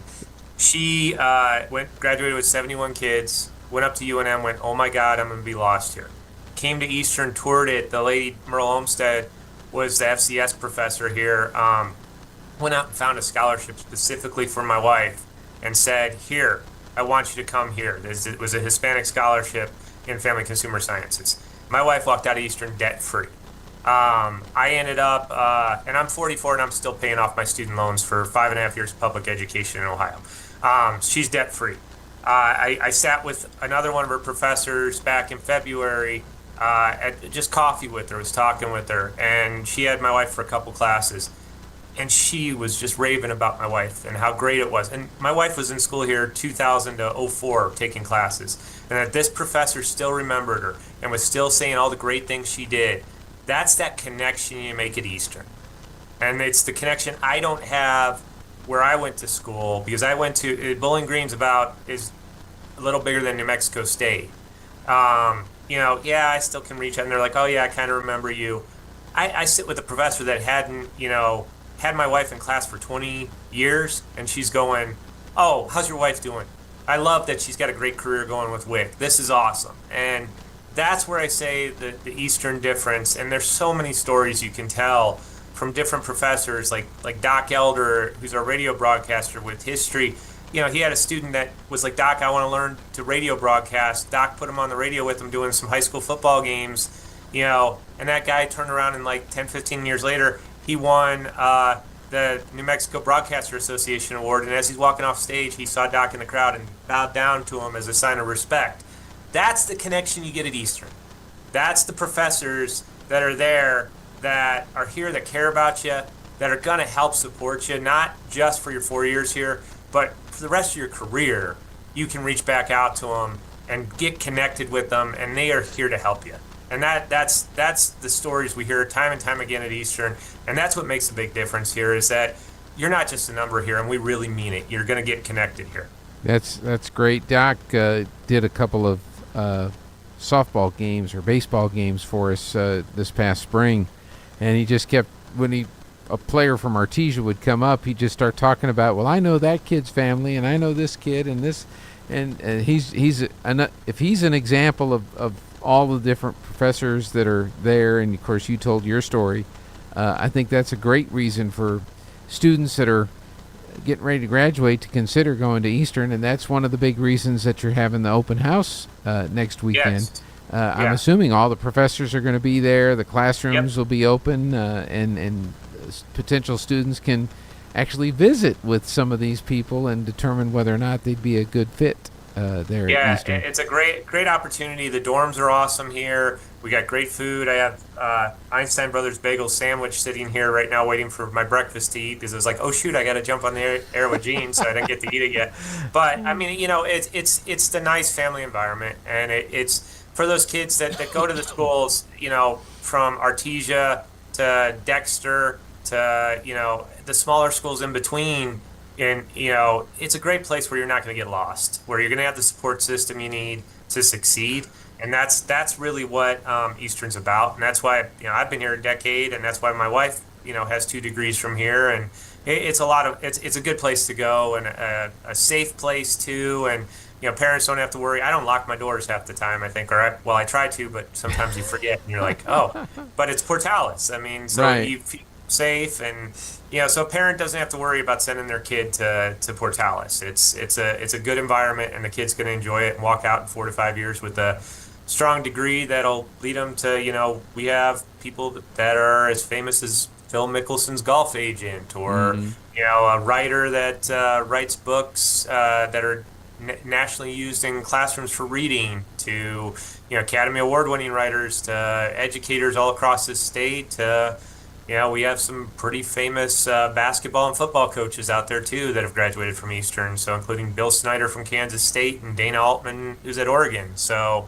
it's an amazing cross section here, and people don't realize that how valuable this university is, and how great of an education people can get sometimes. So let's kind of remind everybody, because there's kind of like a couple of different things, but they're all going on the same weekend in Portales, which is next weekend. So you've got the open house. Now, do people register for the open house, or how's that process work? Just go to enmu.edu/open house. Or if you go to our homepage, the open house is right there halfway down the page. You can click there and see all the events and register. So it's a great opportunity to come up and experience Eastern. Like I said, you come up here and realize, hey, that drive between Roswell and Portales, I mean, I throw it in cruise control at 80 miles an hour, and I don't think I take it out of there once. So it's a heck of a lot easier getting there from Roswell than it is to drive through the mountains to go to La Cruces, or drive up Vaughn and then fight traffic on I-40 to get to Albuquerque. So that's the convenience of where we are for people, and coming out of Roswell especially, is, hey, it's 90 miles and it's 90 minutes, to say 99 times out of 100, unless a random cow wanders out on the road and gets...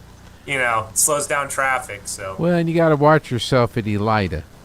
Yeah. Elida slows. Yeah. That's the only place you slow down. Sorry, I shouldn't say you can do 80 the whole way here. There is a small town that you have to slow down to 35 miles an hour, and then it'll be okay. Yeah. So we actually had the pleasure last week. We do a Fan of the Week interview for our Artesia football broadcasts, and the lady that I interviewed was actually born and raised in Elida. Yeah, it's an incredible area down there. Larry Hayes, whose numbers retired at Texas Tech, is one of their greatest managers. He's from Dora. It's like these small towns, sometimes you just go, wow. Yeah. These people come out of these small towns and, are famous from it. So it's really, really a cool area up here, like I said. And the only disadvantage, we can't see the mountains. You got to go to Kenna, 40 miles south, and then you'll see Capitan there in the distance on clearer days. But hey, it's a good place. It's part of the, it's one of your options in New Mexico, and that's why I say, hey, come take a look at us. Then, of course, you've got the what's the official name of the Saturday? It's the One Portales Music, Beer, Wine, and Peanut Festival. Okay. So featuring Mark Chestnut. So just go to enmu.edu/Mark Chestnut, enter the code Greyhounds, and you get $10 off the ticket. And it'll be a great time up here for people to come up. We encourage, if you're looking for something to do on a Saturday, come on up. It's an hour and a half from Roswell, and you'll have a great time. You'll hear some great music from one of the best country music artists of the last 40 years. That's right, very popular in this part of the state. Anything else we need to mention, John? Did we get it all in? I'll just mention Homecoming's coming October 20th through the 25th, so if people want to come up for that, the 24th, we'll have our bonfire pep rally and our second annual drone show, where we're going to have 250 drones light up the night sky, which is the largest show we've ever had in eastern New Mexico in this region. And Saturday afternoon's our homecoming game against western New Mexico, and then Saturday night we're doing a mix and mingle for our alumni and friends, and we're bringing the killer dueling pianos.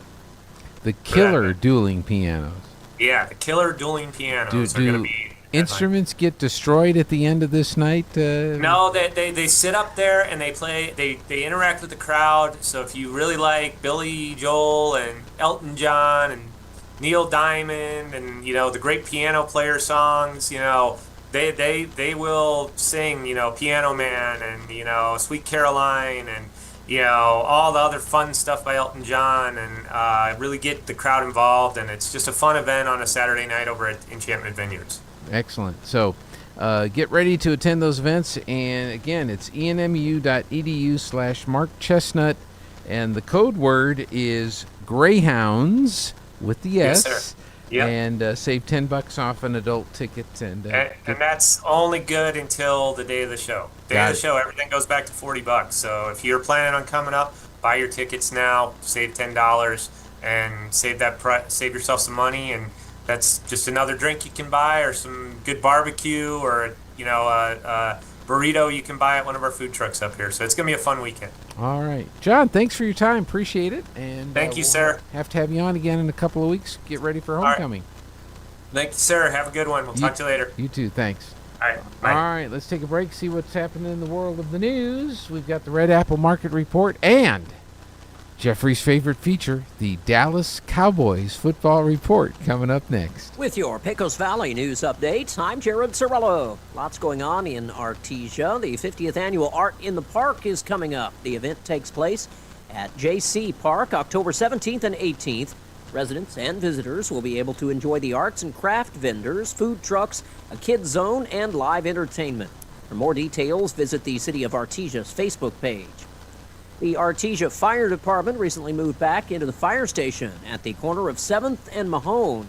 The station renovated for the first time since it was built in 1979. The city says having crews at this station and the PSC will allow for faster response times to incidents throughout the city. And a traffic alert, the 26th Street project will move into Phase 3 in Artesia next week. That includes work on 26th from Washington to Mann. They'll be replacing water pipes under the road, repaving the road surface, adding sidewalks, and also adding a path from the bridge to Hermosa that can be used for walking and biking. You're up to date. I'm Jared Cirillo.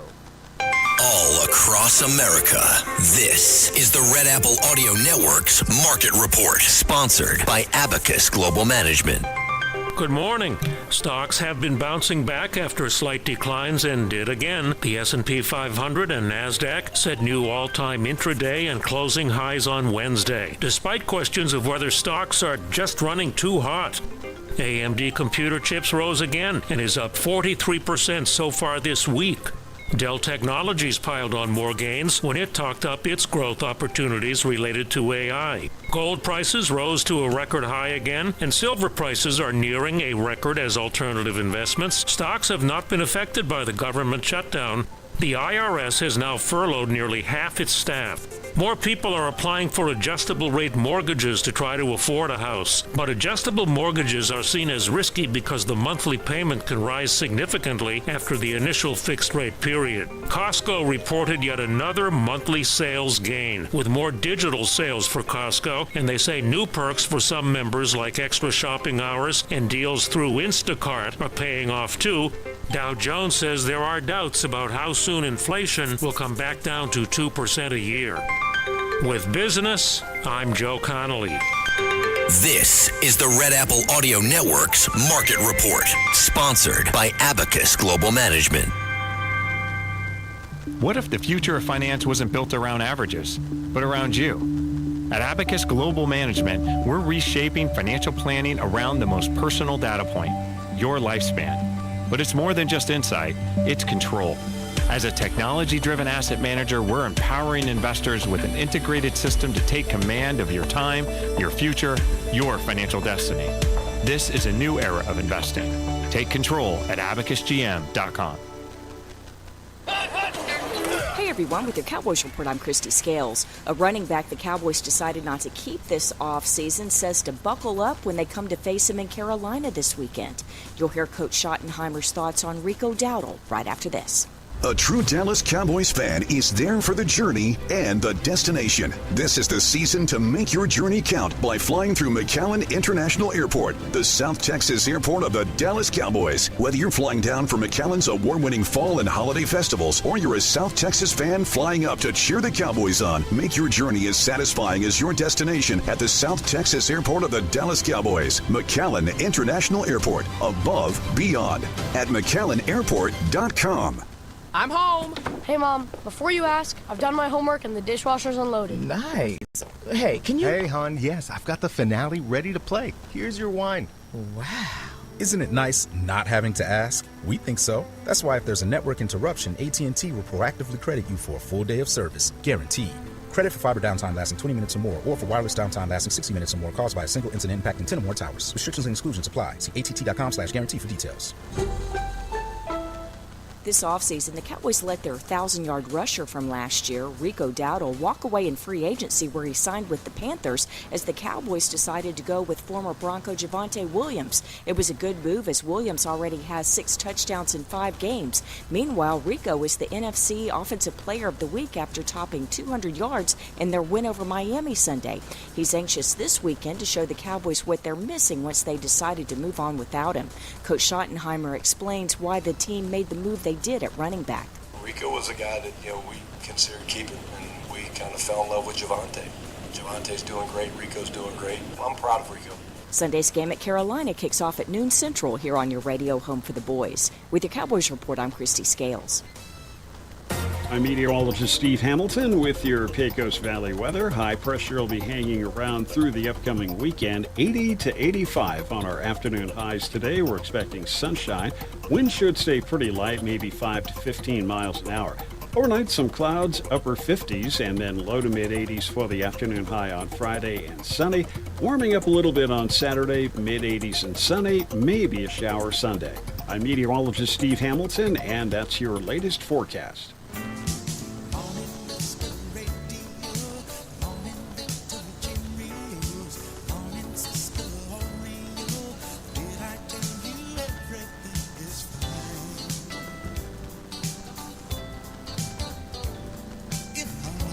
Hey, let's see what our weather's looking like. Looking pretty good. I think it's looking good. We've got mostly cloudy skies. We're starting to see more of the sun and the clouds kind of fade away. 67 degrees. And according to the sane people that predict the weather, we have a high of 82 forecast for today and tomorrow. 84 and partly cloudy Saturday. And then the rain from this hurricane, cyclone, whatever they call Cyclops, this thing that's off the Baja Peninsula right now, that could be bringing some rain into our area, at least west of us in the western part of the United States, will affect us with a chance for rain Sunday, Monday, and Tuesday. But that's what we've got going on there. Let's see. It's 69 and cloudy in Carlsbad, 66 in Roswell, mostly cloudy, 66 in Hobbs, America. And that's what's happening with all of that is going on. Let's see. Oh, yes, thank you. You gave that to me yesterday. So that's not for this segment. That's for the next. I know, but is it? It's. That's right, or 905 or whatever. Do you remember when Mark Chestnut was in Artesia? Do you remember that? Were you around? Or were you in Roswell at the time? Yeah. He, there was it was a barbecue thing. And the first year that they did the barbecue thing, we had a couple of Texas country artists. And then, the second year, we had helped put together the contact to get Mark Chestnut, and had got that deal put together. And it was a huge crowd that night. I remember that night. It was huge. It was packed. The fairgrounds were packed with people wanting to see Mark Chestnut. And so I know there's a lot of Mark Chestnut fans that are around here, and he's in Portales next weekend, folks, on the 18th. So you can check that out. Now I wonder what the Wikipedia says about Mark Chestnut. How old is he now? He's got to be getting up there. Mark Chestnut, American singer. Holy cow! I'm older than Mark Chestnut. I said, he's got to be getting up there in years. And then I look at the year that he's born, and I'm thinking, well, he's not as old as me. Let's see. He was born Mark Nelson Chestnut. So that's his real name, Mark Chestnut. He didn't change it for his act. He was born in Beaumont, Texas. Country honky-tonk music. And he is known, this is Wikipedia, which you know how accurate Wikipedia can be. He is known for his neo-traditionalist country and honky-tonk influences. Frequent stylistic comparisons to George Jones. So there you go, Beaumont, Texas. So Long Necks and Short Stories, that was 1992. That was one of his big albums. And let's see. Lost in Feeling, Mark Chestnut, Saving the Honky Tonk, Heard It in a Love Song. Heard It in a Love Song. Who did that originally? Marshall Tucker Band. That's right. Marshall Tucker Band did the original version of that. Let's see. Personal life. He has been married to the former Tracy Motley since 1992. The two met in a bar. And according to Chestnut, she came out there with the guy she was with at the time, and I took her away from him. They have 3 sons, Waylon, Casey, and Cameron. Waylon was named after Waylon Jennings, who jokingly suggested during the recording sessions for their cover of Rainy Day Woman that the then pregnant Tracy name their child after him. Jennings later stated the suggestion was a joke. Chestnut decided to choose the name anyway. So they have 3 kiddos, and he's had 8 number 1 hits. Brother Jukebox, I'll Think of Something, As Sure as Monday, Almost Goodbye, I Just Wanted You to Know, Gonna Get a Life, It's a Little Too Late, and I Don't Want to Miss a Thing. So yeah, Mark Chestnut in Portales next weekend, and if you go to that website, you get the discount by typing in the coupon code or promo code Greyhounds. What else is happening around southeast New Mexico? We'll take a look right after this. Wilbanks LLC and Wilbanks Trucking Services LLC has over 37 years of experience, from 1987 to 2025, in the Permian Basin oil and gas industry. Wilbanks recently divested out of the rig moving operations to focus exclusively on providing crane services to support the growing demand in the basin. Wilbanks continues to provide quality, expert, and performance-based services to a multitude of customers, with a fleet ranging from 60-ton to 350-ton cranes and locations in Hobbs, Artesia, and Odessa, Texas. We hope that you will consider our team for projects ranging from plant builds, compressor sets, to general site build. Please call us at 575-746-6318 to find out what we can do for you. Wilbanks LLC, your regional expert in the crane world.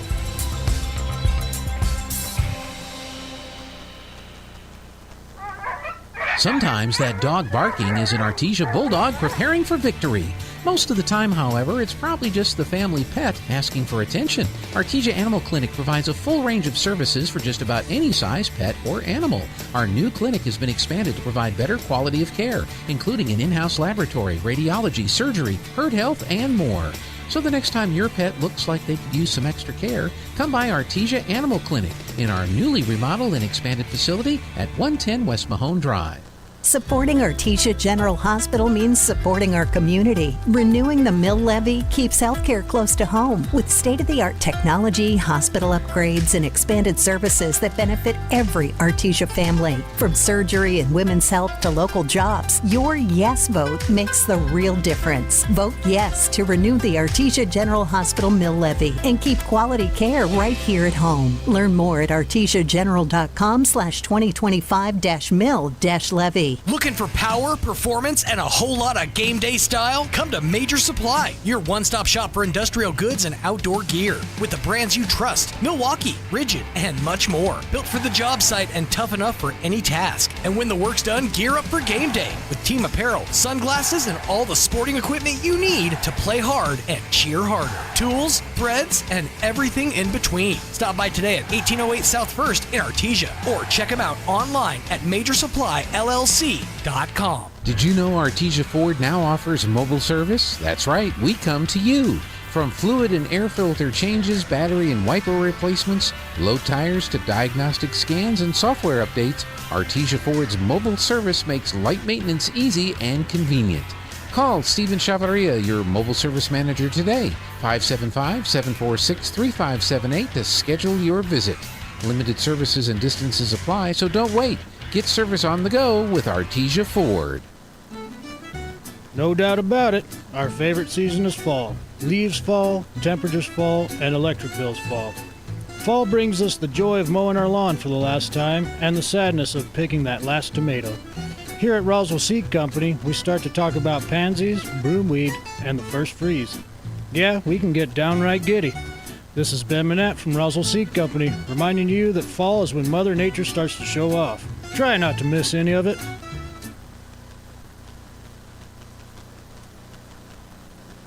Oh, I'm supposed to say these words again. Let me see if I'm saying these words right. Paganini. Sometimes they have those at the Green Chili Cafe, don't they? The Paganinis. They get the Paganini press out and they make some Paganinis. I'm showing my lack of culture. Mussorgsky. Mendelssohn. These are some of the works that will be performed this weekend at the Roswell Symphony Orchestra, as they will present Mussorgsky and Mendelssohn, featuring Concert Artist Guild winner Nathan Amaral. Am I saying that right? Performing works by Beethoven, Paganini, and Saint-Saëns. Saint-Saëns? Again, I'm showing my ignorance and my lack of culture here. Now, if you ask me about Boston, Rush, ELO, Styx, I can help you out with those. But we get into some of the classical music. I don't know. We never really played a lot of it. And here's what's sad. Growing up, when I was in high school, I was actually in the orchestra. Because my parents said I couldn't have a piano. And I didn't pick a wind instrument, so I didn't get into the band. And so my high school was stuck in the orchestra. And I've told this joke before. You know, when I was in high school, the band went to Disneyland, or which was the one in California or Florida? Maybe it was Disney World. And the orchestra, or the choir went to Washington, D.C. and performed in Washington, D.C. And the orchestra, which I was a member of, we got to play for the senior citizens at the nursing home. So that's, my... So, yeah, needless to say, you would think that being in a high school orchestra, I would have been exposed to some of this stuff and that some of this would have stuck. But to be honest with you, I think my biggest influence when it comes to the classics was Bugs Bunny.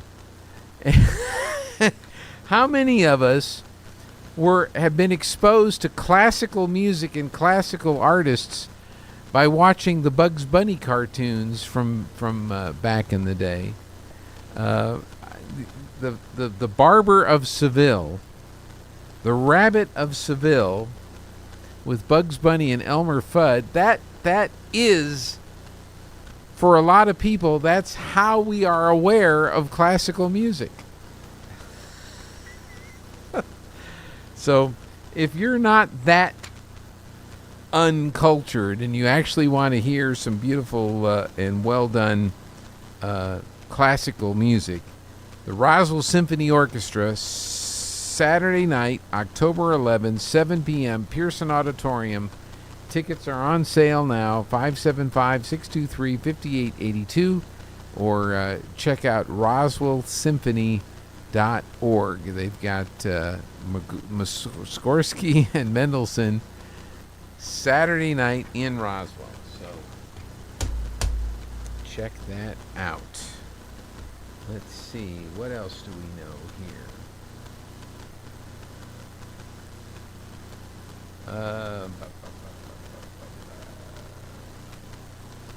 I'll get that one taken care of in a minute. What is it with the AI, by the way? I think there's one of these AI thing. Is it Sora, Jeffrey? Is that what it's called? Sora? S-O-R-A? And they did one this morning that came across my feed that I think is hilarious. And she's passed on. The Queen of England passed away here a couple years ago. But here she is going to an MMA event on her royal scooter.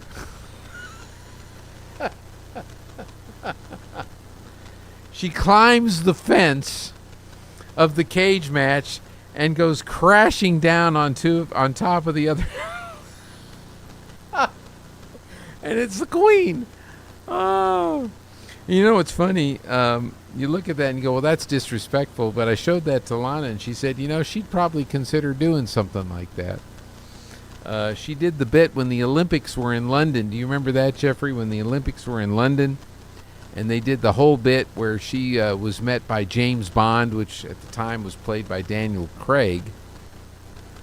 So Daniel Craig goes to the palace to pick her up. The helicopter takes off, and they both parachute into the Olympic arena.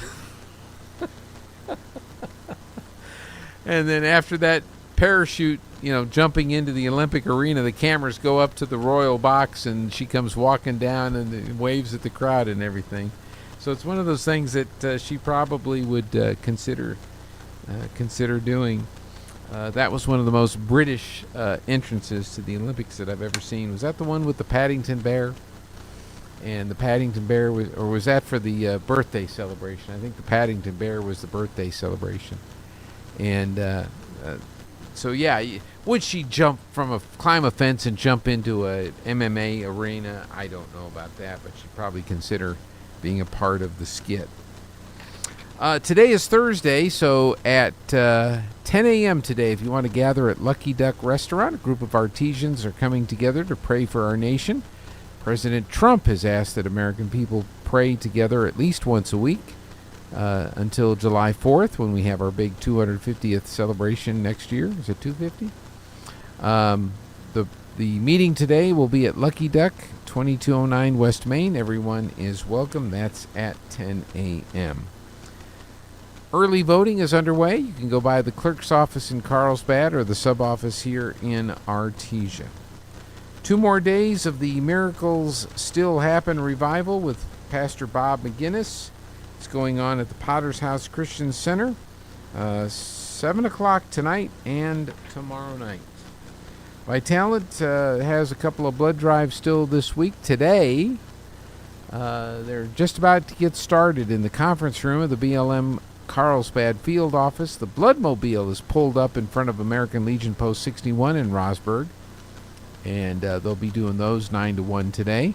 And then on Saturday, they'll be at the Vitalant offices in Roswell, number 3, Grand Avenue Plaza.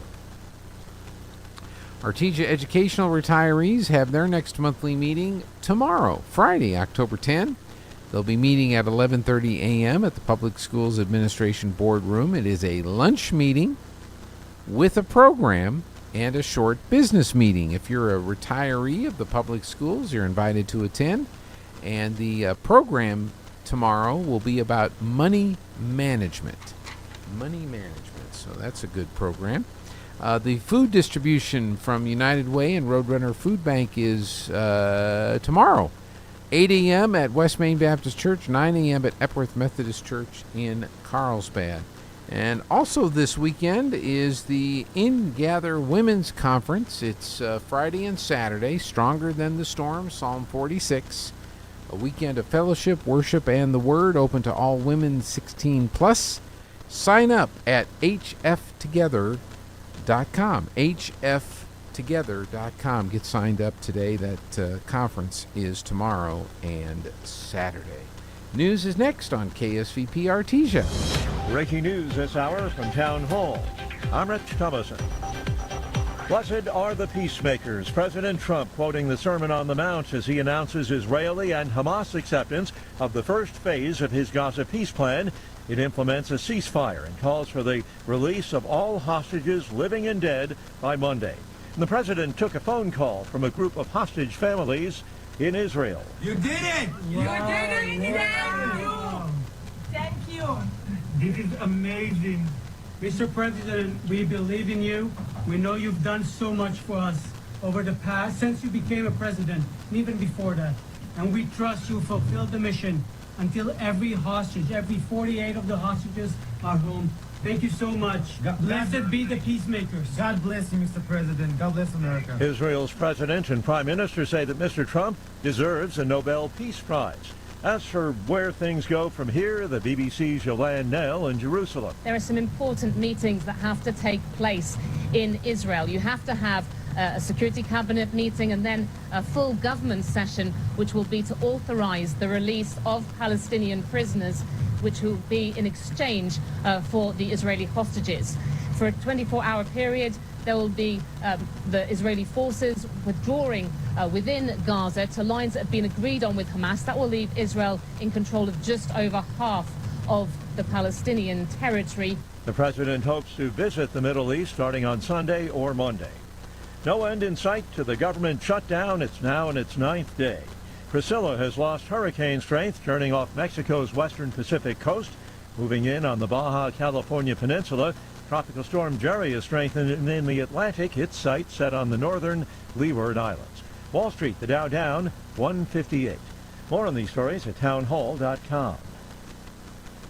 Hey, it's Mike Gallagher, host of The Mike Gallagher Show. I don't mess around when it comes to saving you money. Right now, rates have dropped to the lowest level in over a year and a half. That means if you bought your home or refinanced in the last 3 years, you could be saving hundreds of dollars every month. Lower your rate, lower your monthly payment, even kick that pesky PMI to the curb. And get this, you can skip 2 full months of mortgage payments. But that's not all. Fellowship Home Loans just rolled out something incredible. Their very own HELOC and lines of credit. Approval in just 5 minutes. Money in your account in as little as 4 days. It's the easiest system you've ever used. You can do it yourself online. Whether you want to pay off bills, tackle a home project, cover education, or even a wedding, Fellowship Home Loans makes it simple to leverage the money that's already sitting in your house. Just go to fellowshiphomeloans.com/Mike G, fellowshiphomeloans.com/Mike G, or call 800-510-MIKE, 800-510-MIKE, 800-510-6453. Fellowship Home Loans, mortgage lending guided by the book.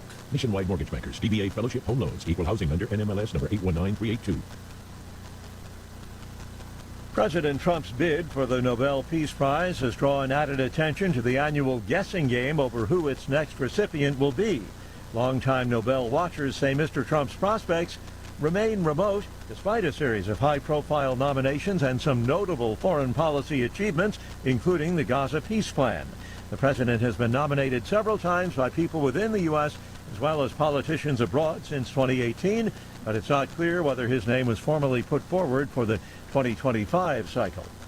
Greenland's prime minister thanking the European Union for being a trusted friend. The PM is urging investment in Greenland's resources. Speaking to the European Parliament, Prime Minister Nielsen highlighted the challenges of climate change and emphasized the need for partnerships with like-minded countries. He did not mention President Trump's talk of annexing the Arctic island. News and analysis at townhall.com. A viral TikTok trend called the Great Lock-In is helping people achieve their wellness goals. The Great Lock-In encourages participants to focus on their life goals from September 1st through the end of the year. That trend could be applied to various goals, including exercise, healthier eating, or even financial objectives. Some participants are using it to build savings and improve personal habits. There are no set rules, but experts suggest reviewing finances, setting attainable goals, and finding community support to help them succeed. Bob Agnew reporting. Most members of the Federal Reserve's interest rate setting committee support further reductions in the Fed's key interest rate this year. That's according to newly released minutes from last month's meeting of the Fed policymakers.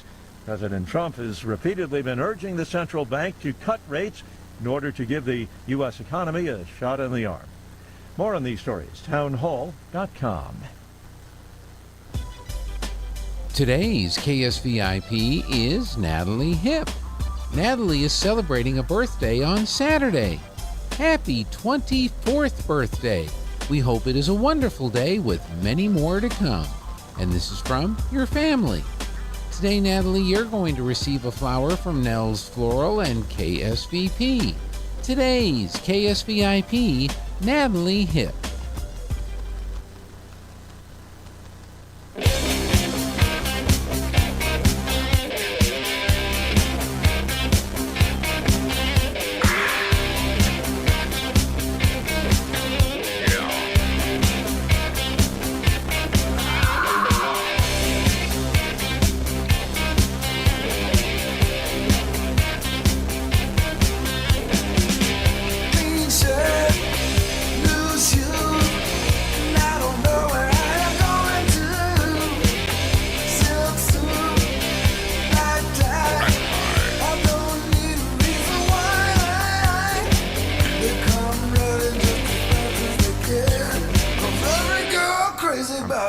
I'm listening to the song. That's my cue. Hey, welcome back to the Good Morning Artesia radio show. Normally, Scott would be here. He is the sharp-dressed man, which is why we play the ZZ Top song. Obviously, I'm not very sharply dressed today. I have physical therapy today, so I'm in my therapy clothes. But Scott will be back with us next week, as he covered for me last week, and then I'm covering for him this week, and we're going to get back on our regular schedule next week. Still to come this hour, we're going to chat with Aaron Irving, see if we've got any good jokes. I might have to break out the dad jokes book and tell some good dad jokes. We'll see what the markets are doing. But right now, it's our segment we set aside for Ocotillo, but they have designated some guests to come in. Destiny from the PY Foundation is here. How are you doing this morning? Doing well, yes. It's my third time being on, bringing a nonprofit on, taking the Ocotillo spot. So we're grateful that we could be here. And today I brought Eddy County Casa. So. Eddy County Casa, and we've had our Casa friends on before. It's been a while though, and so we have Amy Wright, yes, director, Eddy County Casa, and Clarissa Saenz. Yes, sir. You are the assistant director, and they put you in the middle in front of the big mic. They put me on the spot. I am here. I'm been told I'm leading this thing, so we'll see how I do. That's what they said when they brought you in. They put you in that chair and said all that. So how long have you been with the CASA program? So I've been with Eddy County CASA for about a little over a year. In August was my 1 year mark, and so we've been doing great things there. I've been very grateful to be a part of this organization and the mission that they're trying to impose in our communities. So I'm really grateful to be a part of it. That's great. And then, Amy, where'd you find Clarissa? She's just walking down the street and said, look, you need to work for CASA. Yes, I believe it was Indeed. I believe so, too. It was Indeed. Well, and Amy is also about a year, so they had some pretty big turnover, and they were in Carlsbad, kind of in Artesia, but since Amy and Clarissa have been a part of Eddy County CASA, it's been really consistent. So they're actually here quite a bit. They were hired around the same time, so it was I kind of came in back-to-back. June as interim ED, and then I think September they made me full on ED. Yeah, so Well, congratulations. thank you. They gave her the big mission of recruiting staff to help her out with this. Yes. I was by myself for about a month, and then I pulled Jasmine on in July, Clarissa in August, and then we have an administrative assistant, Sharon. She joined us officially in November. She's been a long-time volunteer. She's amazing. And She's then, our MVP, of course. really. And then we have Ariana, who joined us in January. So that's our staff team. And you actually have a location in Artesia now Yes, that we you've been do. in for a while now. Yes. Yes, and we share that space with United Way of Eddy County here in Artesia, so that both of our agencies can serve our community in both major, towns that we serve. So it's been really nice. Now, we've had CASA folks on before, and we described what the program is, but we might as well do that again right now. Sure, Court-appointed special advocate. So tell us what the mission of CASA is. Yeah, of course. Our whole mission is to be able to be in the community, to recruit, to train, and to support CASA volunteers for them to be able to be in our with our CASA cases and assisting and advocating for our foster children in our communities. So it's not just a little volunteer work here and there. It's truly life-changing work that our CASA volunteers are doing. And so definitely it's been something that has fulfilled me in being grateful and being part of it, because you quickly get to realize the huge impact this organization can make in these children's lives. So I've been really grateful for that, and to be able to be in our community. So these are children of parents that are involved in different court situations. The children aren't in the court. Foster kids. They're foster kids. Yeah. So these all the children that we work with are in custody of CYFD, which is our state CPS. And so every child that we work with will be involved with an open case in one way or another. And the whole purpose of being a CASA is to have a consistent adult throughout this process. So as a child enters into the foster system, they are welcomed with a huge load of new adults into their lives, judges, caseworkers, lawyers, all these very big people that you don't really understand what they're really doing for you. And so a whole reasoning behind CASA is to provide an adult there that they get to create a relationship with and that they are able to grow with throughout the open case that they have, because through the life of the case they will be changing caseworkers, lawyers, and such. And so Homes. Specifically Sometimes schools. That's a huge thing in our communities. So it has made an impact with the cases that we're currently working with. Can you touch on volunteers, how a volunteer works with a foster kid? Yeah, of course. So everything that CASA volunteers, so first off, to become a CASA volunteer, you have to go through a 30-hour training course. And in that 30 hours, you are learned, you get like a crash course of like how the cases work, what you're going to be dealing with, how to, properly I would say kind of like interview the adults in the child's life. And that's the whole purpose of a CASA, is to kind of get to know everyone that has any say in this child's life, to understand what this child really needs. Oftentimes it's, medical needs. therapy, educational support, what is it? I'm trying to say training, but tutoring. There we go. Mhm. Tutoring. So ACASA really wants to watch out for the needs that the child really has, and if they are not being met, to make sure that we're advocating for them in the courtroom. And volunteers serve numerous cases, or do they just? So the difference for a volunteer through CASA, like they already have a caseworker, and the caseworkers work really hard, and they just have an enormous caseload. There's a lot more. They're stretched really thin, unfortunately. So the beauty of the CASA role is we try to only assign a CASA one case. So they might have a few kids on the case because it's a family unit, but they just have the one case. So they have that opportunity to deep dive and do their own independent investigation. Of course, we're supporting them along the way. Lots of training, lots of support, lots of phone calls, lots of chats. But it's really good because it's so rewarding and it's so impactful for the children. Mm-hmm. You brought some stats.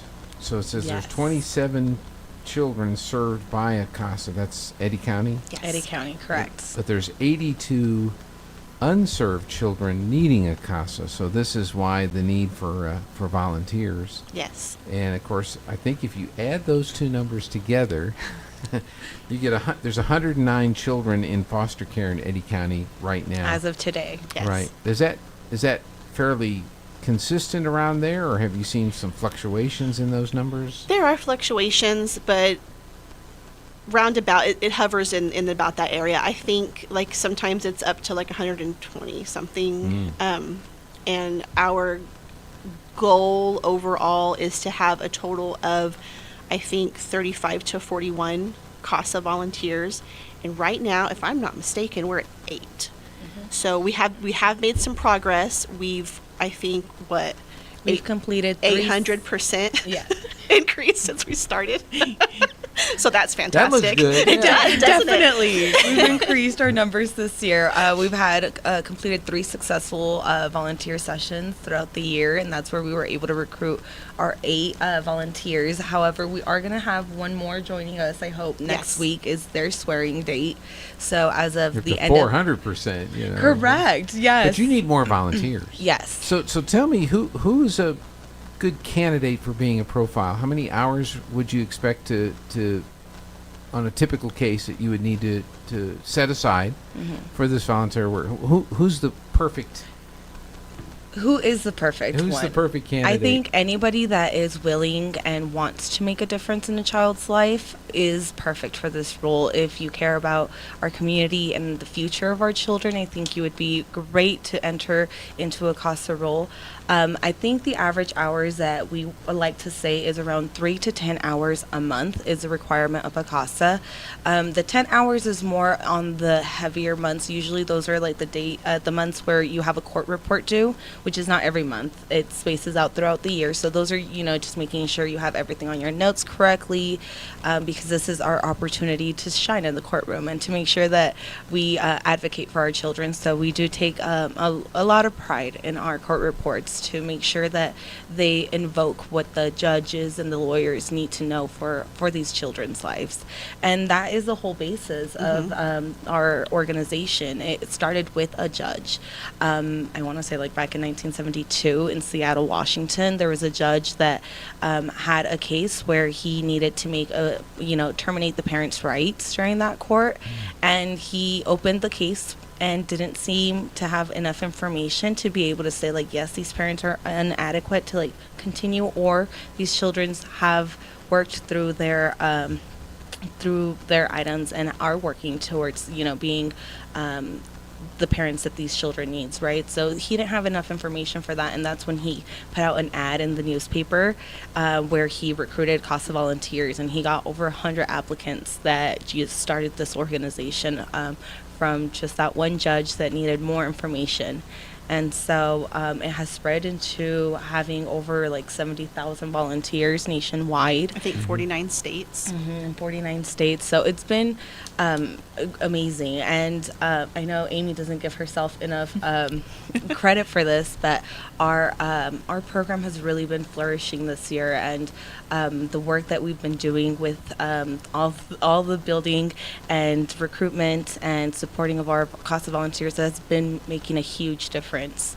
And so I applaud Amy for that, because I'm sure it has not been an easy ship to sail.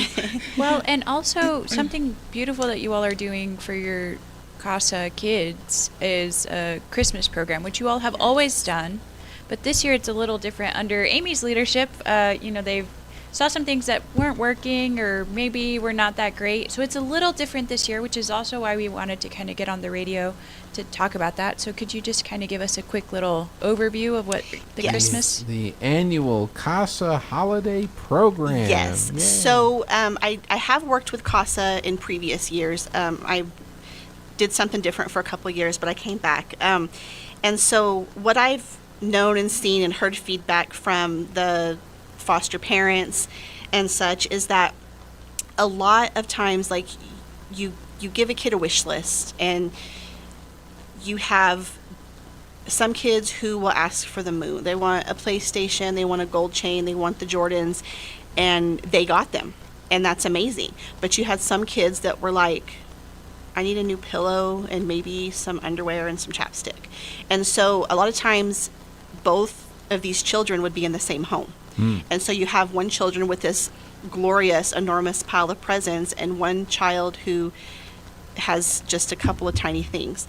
And so what I really wanted to do was create some equity in that.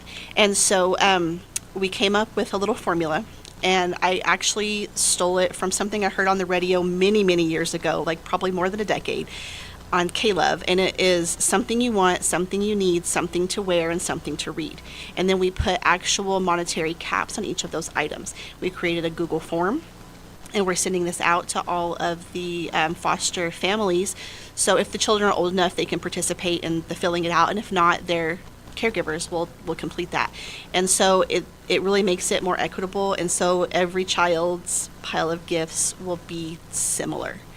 And so, and it's also more manageable for the people who are purchasing those gifts out of the kindness of their hearts every year, because they're amazing people.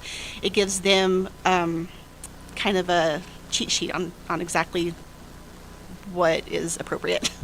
Right.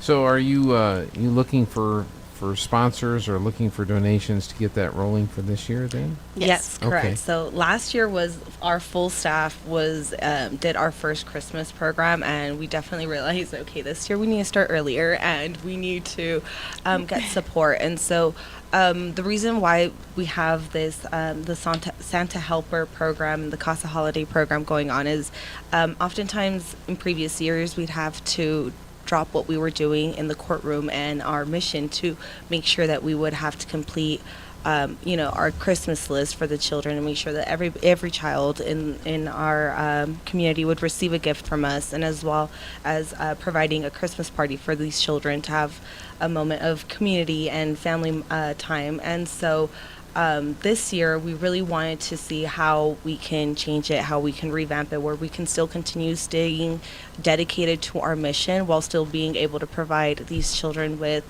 a moment of happiness during these difficult times in their lives. So this is where the CASA Holiday program kind of was born, and like really taking a shape too. So we are recruiting or looking for Santa helpers, which are our gift sponsors. And so to sponsor a child, we have a bracket of $200 per child. This will include what Amy had stated, the something you need, something they want, something to wear, and something to read. And our gift sponsors would be in charge of, purchasing the gifts, wrapping the gifts, and delivering them, or coordinating a pickup time with us to be able to collect them, to give them to our children. And so these gifts go to be under their Christmas trees for whenever they get to open gifts with the rest of their foster families. And so, and in the meantime as well, we do a nice Christmas party for them where we have Santa, a community member usually comes out and wants to volunteer to be our Santa. And they'll take pictures with Santa, decorate cookies, and have some casual time with CASA staff and our volunteers. And so this is where the whole CASA program will be supporting, our foster children and this holiday season. So if somebody wanted to do this, they would contact CASA. Yes. You would provide them with the list, the wish list. Then they go spend up to $200 or $200, and then wrap and then they bring the presents to CASA or to us, or we'll pick them up depending on. And then you'll make sure the kids get them. Yes. Yes, and okay. Confidentiality is of the utmost importance. So they get a code. And so we translate the code whenever we get the gifts back and get them to the appropriate children. So just wanted to put that, Oh, no, everything I is super understand. confidential. Yeah, no, I understand. So basically, you're going to spend $200 on the wish list, and wherever you go is fine. However you want to get it is fine, but you'll provide the wish list Yes. For the children. So people call you or email you and say, yes, I'm ready to So, do yeah. 10 kids. Definitely. Or whatever the number is. We're collecting our wish list currently. And like I said, our biggest thing that we saw last year is that we didn't have enough time. And throughout the process of, still doing our dedicated work to our courts and getting our court reports done and making sure we're supporting our CASA volunteers, having this as well will support us in being provide the children with this holiday season. But we do start early in collecting the gifts. We collect them early in December. We distribute the wish list. We're trying to distribute them by the last week of October.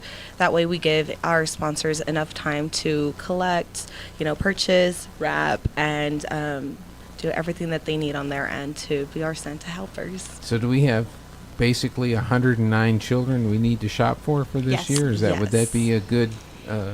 It would be. And so by the time Christmas rolls around, some cases will close. If they're already having a Christmas wish list, we're still going to get those kids those gifts. And between October and December, more kids are going to come into care. And so we'll be playing catch up throughout the process and making sure that those children receive gifts as well.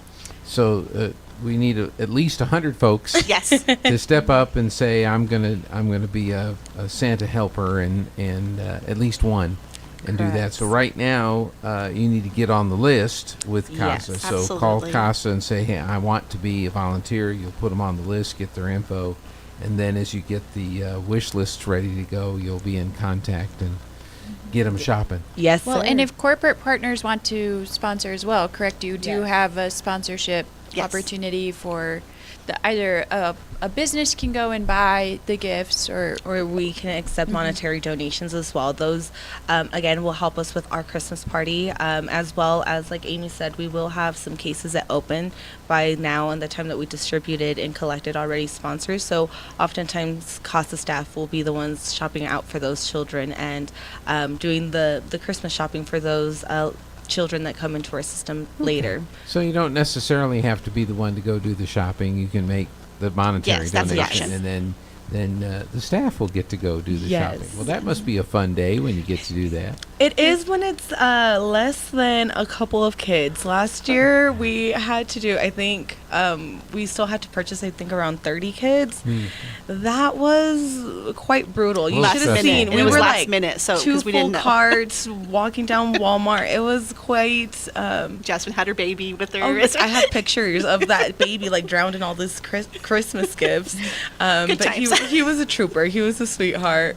But definitely we are very grateful for what the community can come and support us with. And if anything, just stay tuned onto our social medias. I'm sure that we'll be sharing our moments of holidays once that time comes around as well. Yes. Okay, so we need volunteers. Because we have 27 children served by a CASA. We have 82 more that need a CASA. Yes, sir. And then we need Santa's helpers to sign up. $200, and it's something they need, something they want, something to wear, something to read. And you can do the shopping and the wrapping, and or you can facilitate that with a donation. So correct. Is this the best number to call? Is this your number? This is my phone number, correct. So shall I say that on the radio? It's my work number, so go ahead. 575-361-8403. Yes. Or you can email giving@eddycountycasa.org. Correct. And so is there anything else we need to mention? No, that's it. No, that Well, is all. you have your assignments, everyone. We need 82 casas. Yes, please. And we need 109 Santa's helpers at least. Yes. To help us out. That would be great if that all happened. Did I see doll houses in front of your You office? did. How They were did that go? playhouses They for were children. playhouses. How did that go? That was amazing. It was such a success. Amy was one that brought this idea to the table, as she does. She has a noggin for these ideas.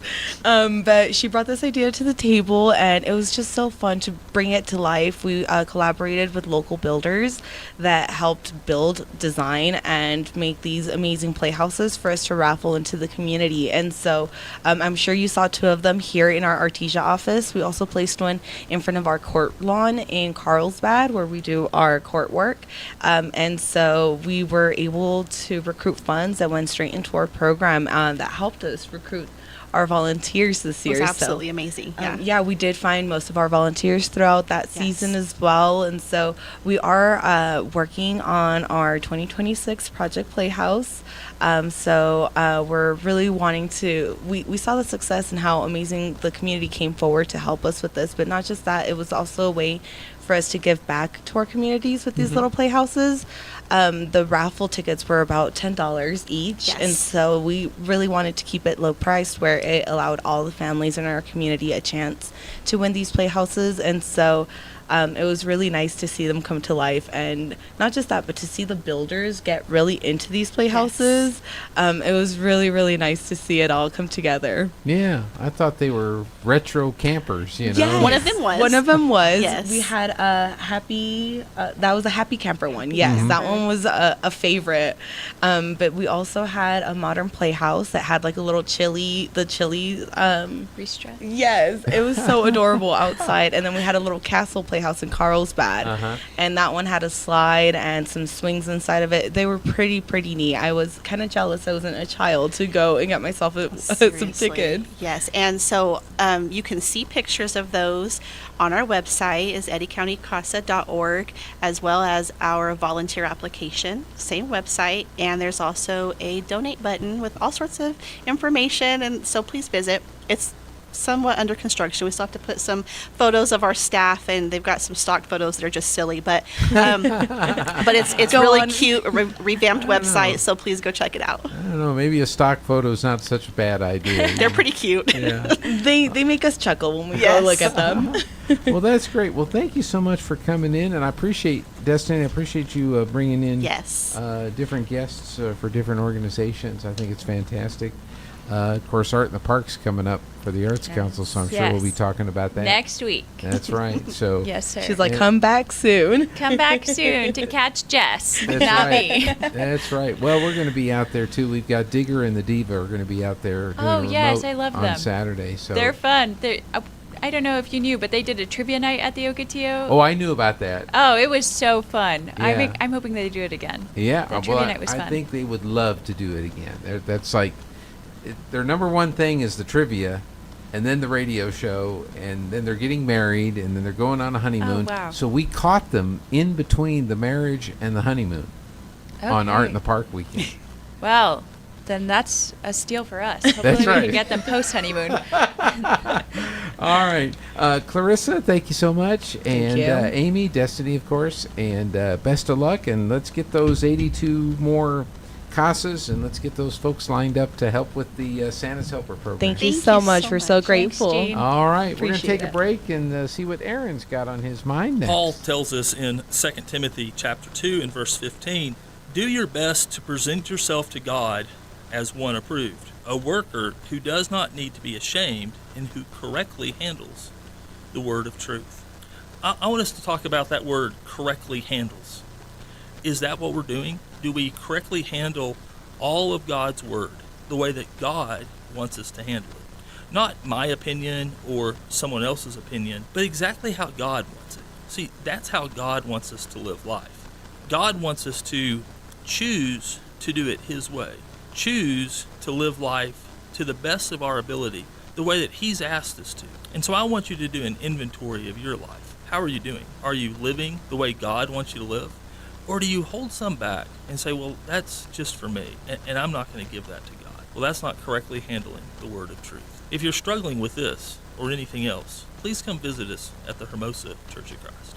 Check out a favorite fall family attraction in Artesia. Heirloom Acres Corn Maze and Pumpkin Patch is open weekends in October. Get lost in the 10-acre corn maze. Pick a pumpkin straight from the patch. Bounce into fun on the inflatable pillow. Enjoy tasty treats and roast s'mores around the campfires.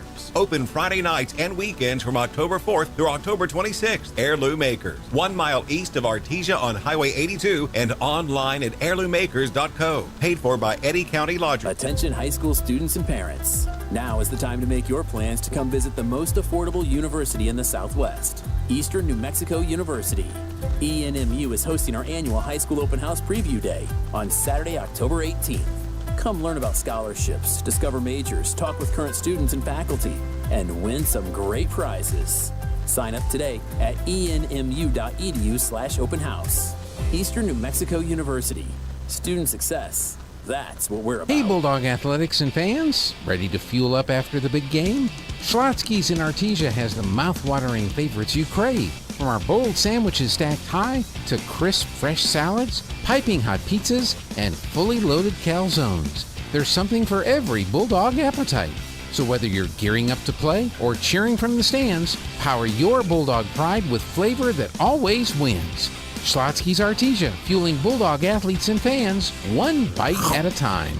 As the seasons change, it can be a great time to refresh your oral health too. Here's a few fall tooth care tips from Smile Expressions in Artesia. Fall is a great time to switch out your toothbrush. Toothbrushes should be replaced every 3 to 4 months. With fall coming comes fall baking, which means lots of sugar-laden treats. In addition to the goodies, try reaching for fruits and vegetables that are rich in fiber. And as the end of your insurance year approaches, now could be the perfect time to take advantage of any unused dental benefits. Please call and schedule your appointment today at Smile Expressions in Artesia.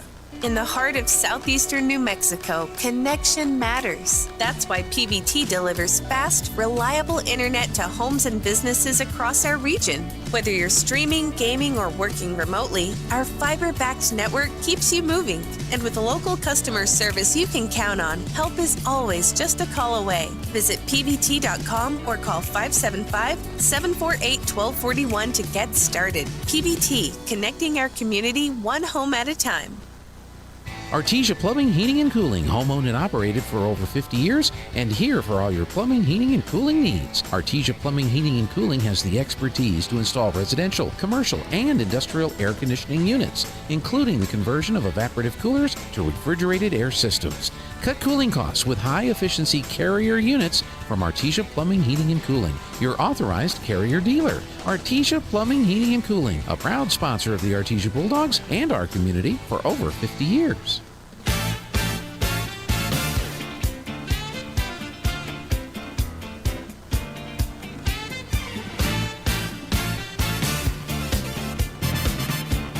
Hi. Good morning.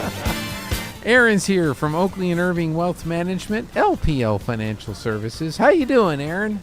I'm living the dream. How about you? Oh, I tell you, the great and wonderful Stanford, the Waco Flash, is finally here. And we've been waiting on getting all of our schedules worked out to have Jim here. And he's here today. He's with the Wild Man, who's going to be his assistant. And we're real excited because we're finally going to get to this project right here behind me. Oh, nice. And so over the next few days, this stuff is going to go away. Wow. And it's going to go down the hall, and it's all going to be You're going to have to set your life-size Trump behind you then when you get that opened up. And Charlie Kirk. We've got both of those, and we'll get those set up. But I'm really excited that we're getting this done. We've got some other stuff we're doing from a remodeling, refresh standpoint that we're getting done.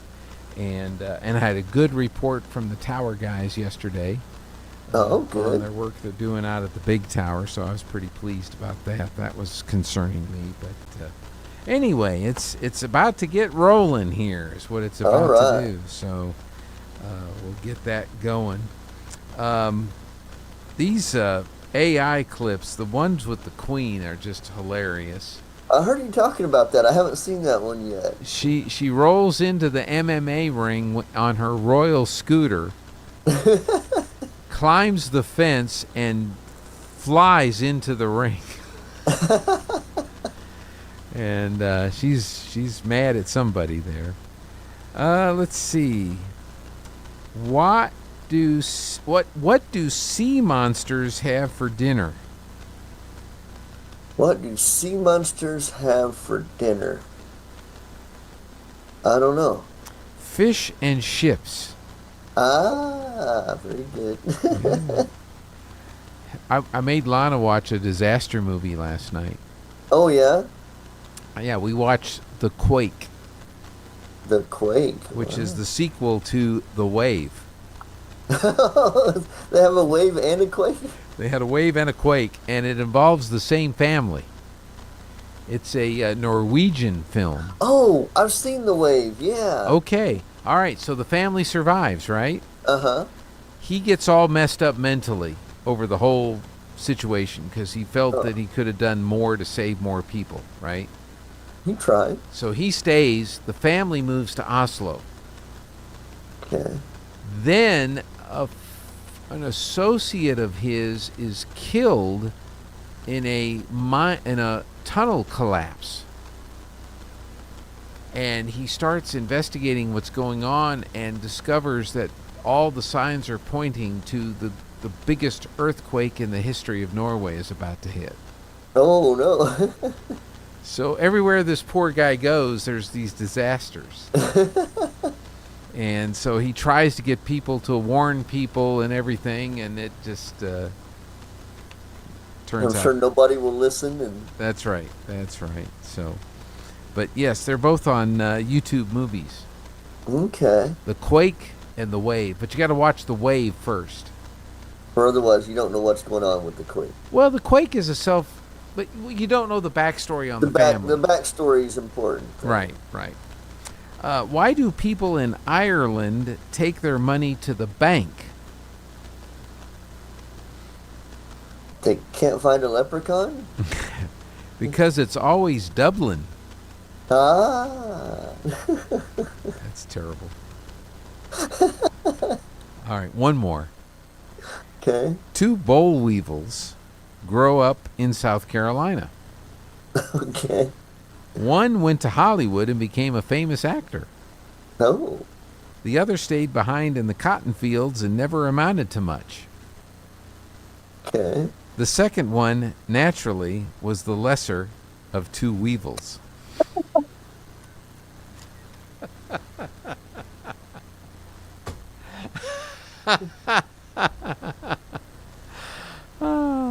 Those South Carolina weevils. What? Yeah. I need to look up and see who the famous one, the Hollywood actor was. Yeah. Which weevil was that it? Evil Knievel? He was more of an exhibitionist than an actor, I think. Evil Knievel. That's pretty good. Thank you. What do you have for us today? Well, the public pool in Albuquerque had to get shut down because they found 5 drowned Democrats in the deep end. Really? Yeah, after further investigation, they found some kid put a scratch and sniff sticker at the bottom of the pool.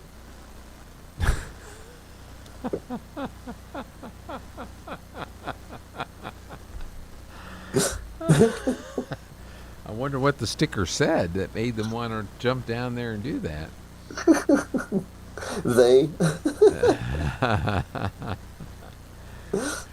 They, yeah, that's right. Did you know when I was younger I got kicked out of mime school? I didn't know that. Yeah, it must have been something I said. Had to be. Had to be. Had to be. I bet there's a video somewhere. Probably. Yeah. I was held hostage at a barber shop once as well. You were? Yeah, it was a hairy situation.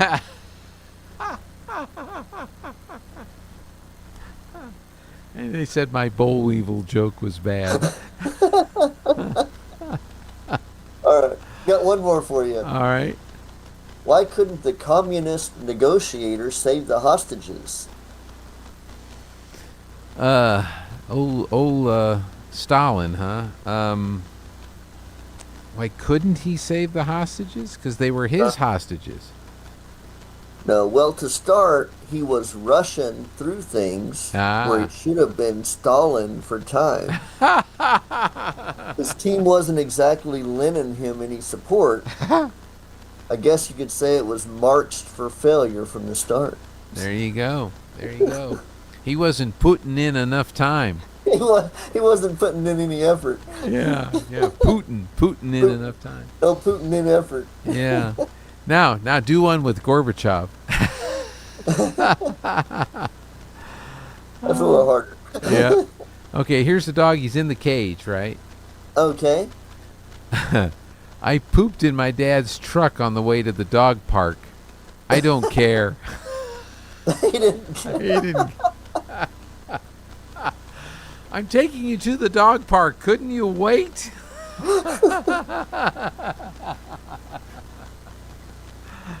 And if it's like anybody's dad's truck nowadays, that was not,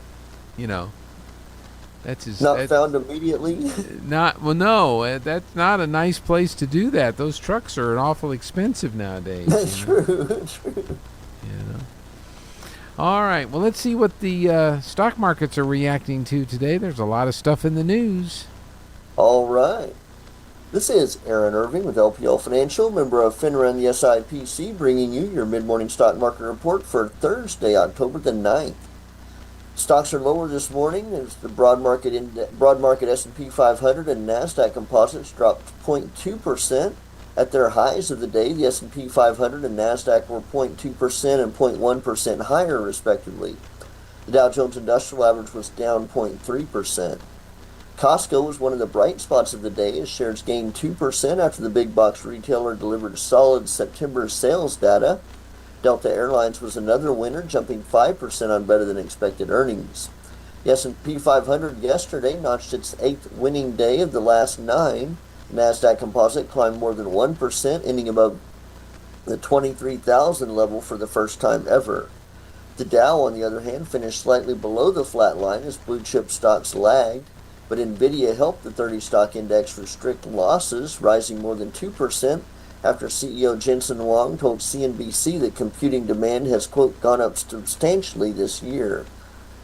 There's no economic data releases of note today due to the ongoing government shutdown. However, investors will monitor morning remarks from Fed Chair Jerome Powell at a community bank conference, as well as speeches from other Fed officials such as Michelle Bowman and Mary Daly throughout the day. Those appearances come a day after the Fed released minutes for its most recent policy meeting, showing divisions about what to do next with interest rates. Currently, the Dow Jones Industrial Average is 201 points lower at 46,399. The S&P 500 is off by 24 points at 6,729, and the NASDAQ composite is 89 points lower at 22,953. West Texas Intermediate crude is down 37 cents a barrel to $62.18. Stocks of local interest, HF Sinclair is up 43 cents a share to $52.79. Walmart is $2.29 lower at $100.62 a share. Xcel Energy is down 4 cents a share at $81.81. And Duke Energy is 37 cents lower at $124.87 a share. This is Aaron Irving with Oakley & Irving Wealth Management, serving business owners and energy industry professionals in the Pecos Valley and beyond. You can find us at oywealth.com or at our offices in Artesia and Carlsbad. You can call us at 575-887-7075. All indices are unmanaged and may not be invested into directly. Securities are offered through LPL Financial, member of FINRA, the SIPC. All right, Aaron, you have a wonderful day. You do the same. Thanks. Aaron will have the closing markets for us today at 4:30. News is next. With your Pecos Valley news update, I'm Jared Cirillo. Lots going on in Artesia. The 50th annual Art in the Park is coming up. The event takes place at JC Park October 17th and 18th. Residents and visitors will be able to enjoy the arts and craft vendors, food trucks, a kids zone, and live entertainment. For more details, visit the City of Artesia's Facebook page. The Artesia Fire Department recently moved back into the fire station at the corner of 7th and Mahone. The station renovated for the first time since it was built in 1979. The city says having crews at this station and the PSC will allow for faster response times to incidents throughout the city. And a traffic alert, the 26th Street project will move into Phase 3 in Artesia next week. That includes work on 26th from Washington to Mann. They'll be replacing water pipes under the road, repaving the road surface, adding sidewalks, and also adding a path from the bridge to Hermosa that can be used for walking and biking. You're up to date. I'm Jared Cirillo. It's time for the Eddy County Sports Report. When it comes to fall sports, volleyball lags a little bit behind football and soccer when it comes to starting your district schedules. But it's coming. In the meantime, Artesia has its last non-district schedule game tonight, and that'll be at Hobbs. Artesia's 13-3 overall. Hobbs is 5-11. Game time is at 6 o'clock in Hobbs. Artesia beat Ruidoso Tuesday night. Kaylee Padilla had 12 kills for the Lady Dogs. Fellow senior Jenna Whitmire, an ace behind the serving line. She had 4 aces. District for Artesia starts on October 21st at Portales. Meanwhile, Carlsbad will be starting its district schedule next Tuesday against Clovis. The Cape Girls fell to 4-12 overall, losing to Goddard on Tuesday. The Sports Report brought to you by DSI. Call DSI for all your office technology needs. I'm Eric Butler at KSVP Radio, AM 990. Turn up your radio. Here's the Sean Hannity Morning Minute. Brendan Johnson, that idiot mayor, just as dumb as that idiot governor, calling for the arrest of ICE officers. At what point does the dehumanization of these officers in comparisons to Nazis and racist and fascist and Gestapo and brown shirts, when does it come to an end? We now have bounties on the heads of individuals that work for ICE and the heads of these departments. We have the doxing of these agents and, calls to kidnap and rewards for kidnapping these people. At what point do we not say that the language and the rhetoric of the left is causing this? Check out the Sean Hannity radio show later today, right here. Our society works because of the freedoms guaranteed by the First Amendment. And you need to understand, the companies you do business with, you want them to share your values. We talk a lot about honesty and family and traditional values, and we want to do so without retribution. And that is a principle that our friends at Pure Talk proudly support. They sponsor this show. That gives me a microphone every day to share the truth with you. Also, they're going to help all of you save money. They use the same exact cell towers, the same 5G network as the big carriers. You get the same exact service, $25 a month, and you're supporting a brand that defends freedom, your values. They also believe in creating American jobs and supporting American small businesses. If you are a small business owner, you will be treated like their top customer. Now, stand with companies that share your values. Just dial pound 250, say the keyword save now. The switch is simple, fast, and easy. Pound 250, keyword save now. Do it now. You save an additional 50% off your first month from our friends at Pure Talk. I've got a few more minutes left in the show. We do have streaming soccer and volleyball tonight on KSVPTV.com. Roswell and Goddard are playing volleyball, varsity around 6. From Ground Zero, Chris Deck and Taylor Strand will be doing the play-by-play. And then Artesia Soccer boys are taking on, is it Lovington tonight? Big district soccer game. And we'll be streaming that as well, KSVPTV.com. I'm not sure who Coach has lined up to talk on the broadcast, but we'll have that for you tonight, 6 o'clock. All right, Jeffrey, I need your help. I've got 2 emails here that I'm trying to interpret. And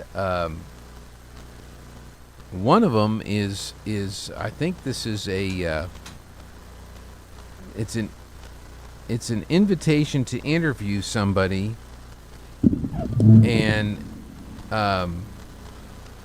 here's the headline. Okay. Watchdog. Senate Republicans just gave Trump a green light to use sham energy emergency for giveaways to big oil and gas. Have you heard that in the news? No. Is there a sham energy emergency that's been declared? Not that I know of. October 9th, last night, Senate Republicans voted down a resolution to end the sham Trump Emergency Energy Executive Order. The resolution could have put a stop to the administration's illegal attacks on clean energy and efforts to weaken our bedrock environmental protection laws. Senators Tim Kaine and Martin Heinrich. Oh, yeah. Heinrich? Introduced the legislation. Well, that doesn't surprise me that one of our own was a part of this. All Senate Democrats voted in favor. According to Accountable.us Executive Director Tony Clark, he, her, she, him. Sham. No, it doesn't say that. Donald Trump's bogus executive order underscores the corruption crisis within the Trump administration committed to giveaways for big oil donors and polluters. Could you interpret that for me, please? That's a word salad. Okay. They're just making stuff up. Okay. They're basically saying, no, the president can't do what a president's supposed to do. Okay. So I shouldn't think about interviewing these people. Set some questions. Okay. Pre-do some questions for them that'll make the conversation fun. Okay. Yeah. Okay. They might not enjoy it, but it'll be fun. All right, here's the second one. I get this is from the Healthcare Authority of New Mexico. Governor Michelle Lujan Grisham, Carrie Armijo, Cabinet Secretary. SNAP benefit rule change for households with older adults or people with disabilities. LIHEAP alone no longer qualifies households for utility deduction starting November 1st. Starting November 1st, a new federal requirement will change how energy assistance is counted when determining supplemental assistance nutrition program benefits amounts for more than 32,000 New Mexicans. The change affects how energy assistance payments are applied during SNAP eligibility determinations. We're reaching out early so families have time to prepare, said Nikki Kozlowski, Income Support Division Director at HCA. If you're unsure how this affects you, contact us now.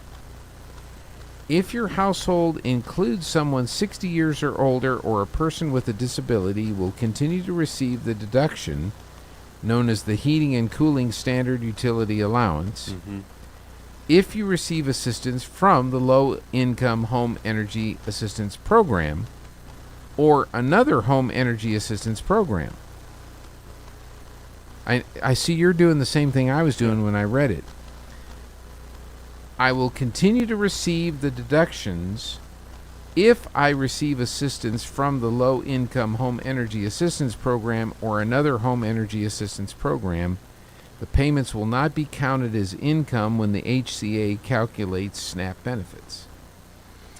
If the household does not include someone over 60 or a person with a disability, you have to notify HCA if you pay your own heating or cooling bills. Mm-hmm. Receiving LIHEAP alone will no longer qualify the household for the utility deduction. If someone else pays your utilities, that amount counts as income and the deduction does not apply. So if you don't have someone with a disability or somebody over 60, you have to be paying your own utility bill to still qualify for the deduction?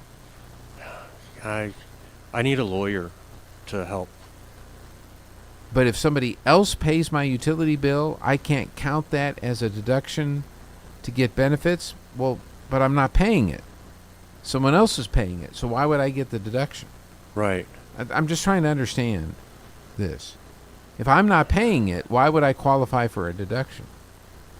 Yeah, it's. I don't know. I don't know.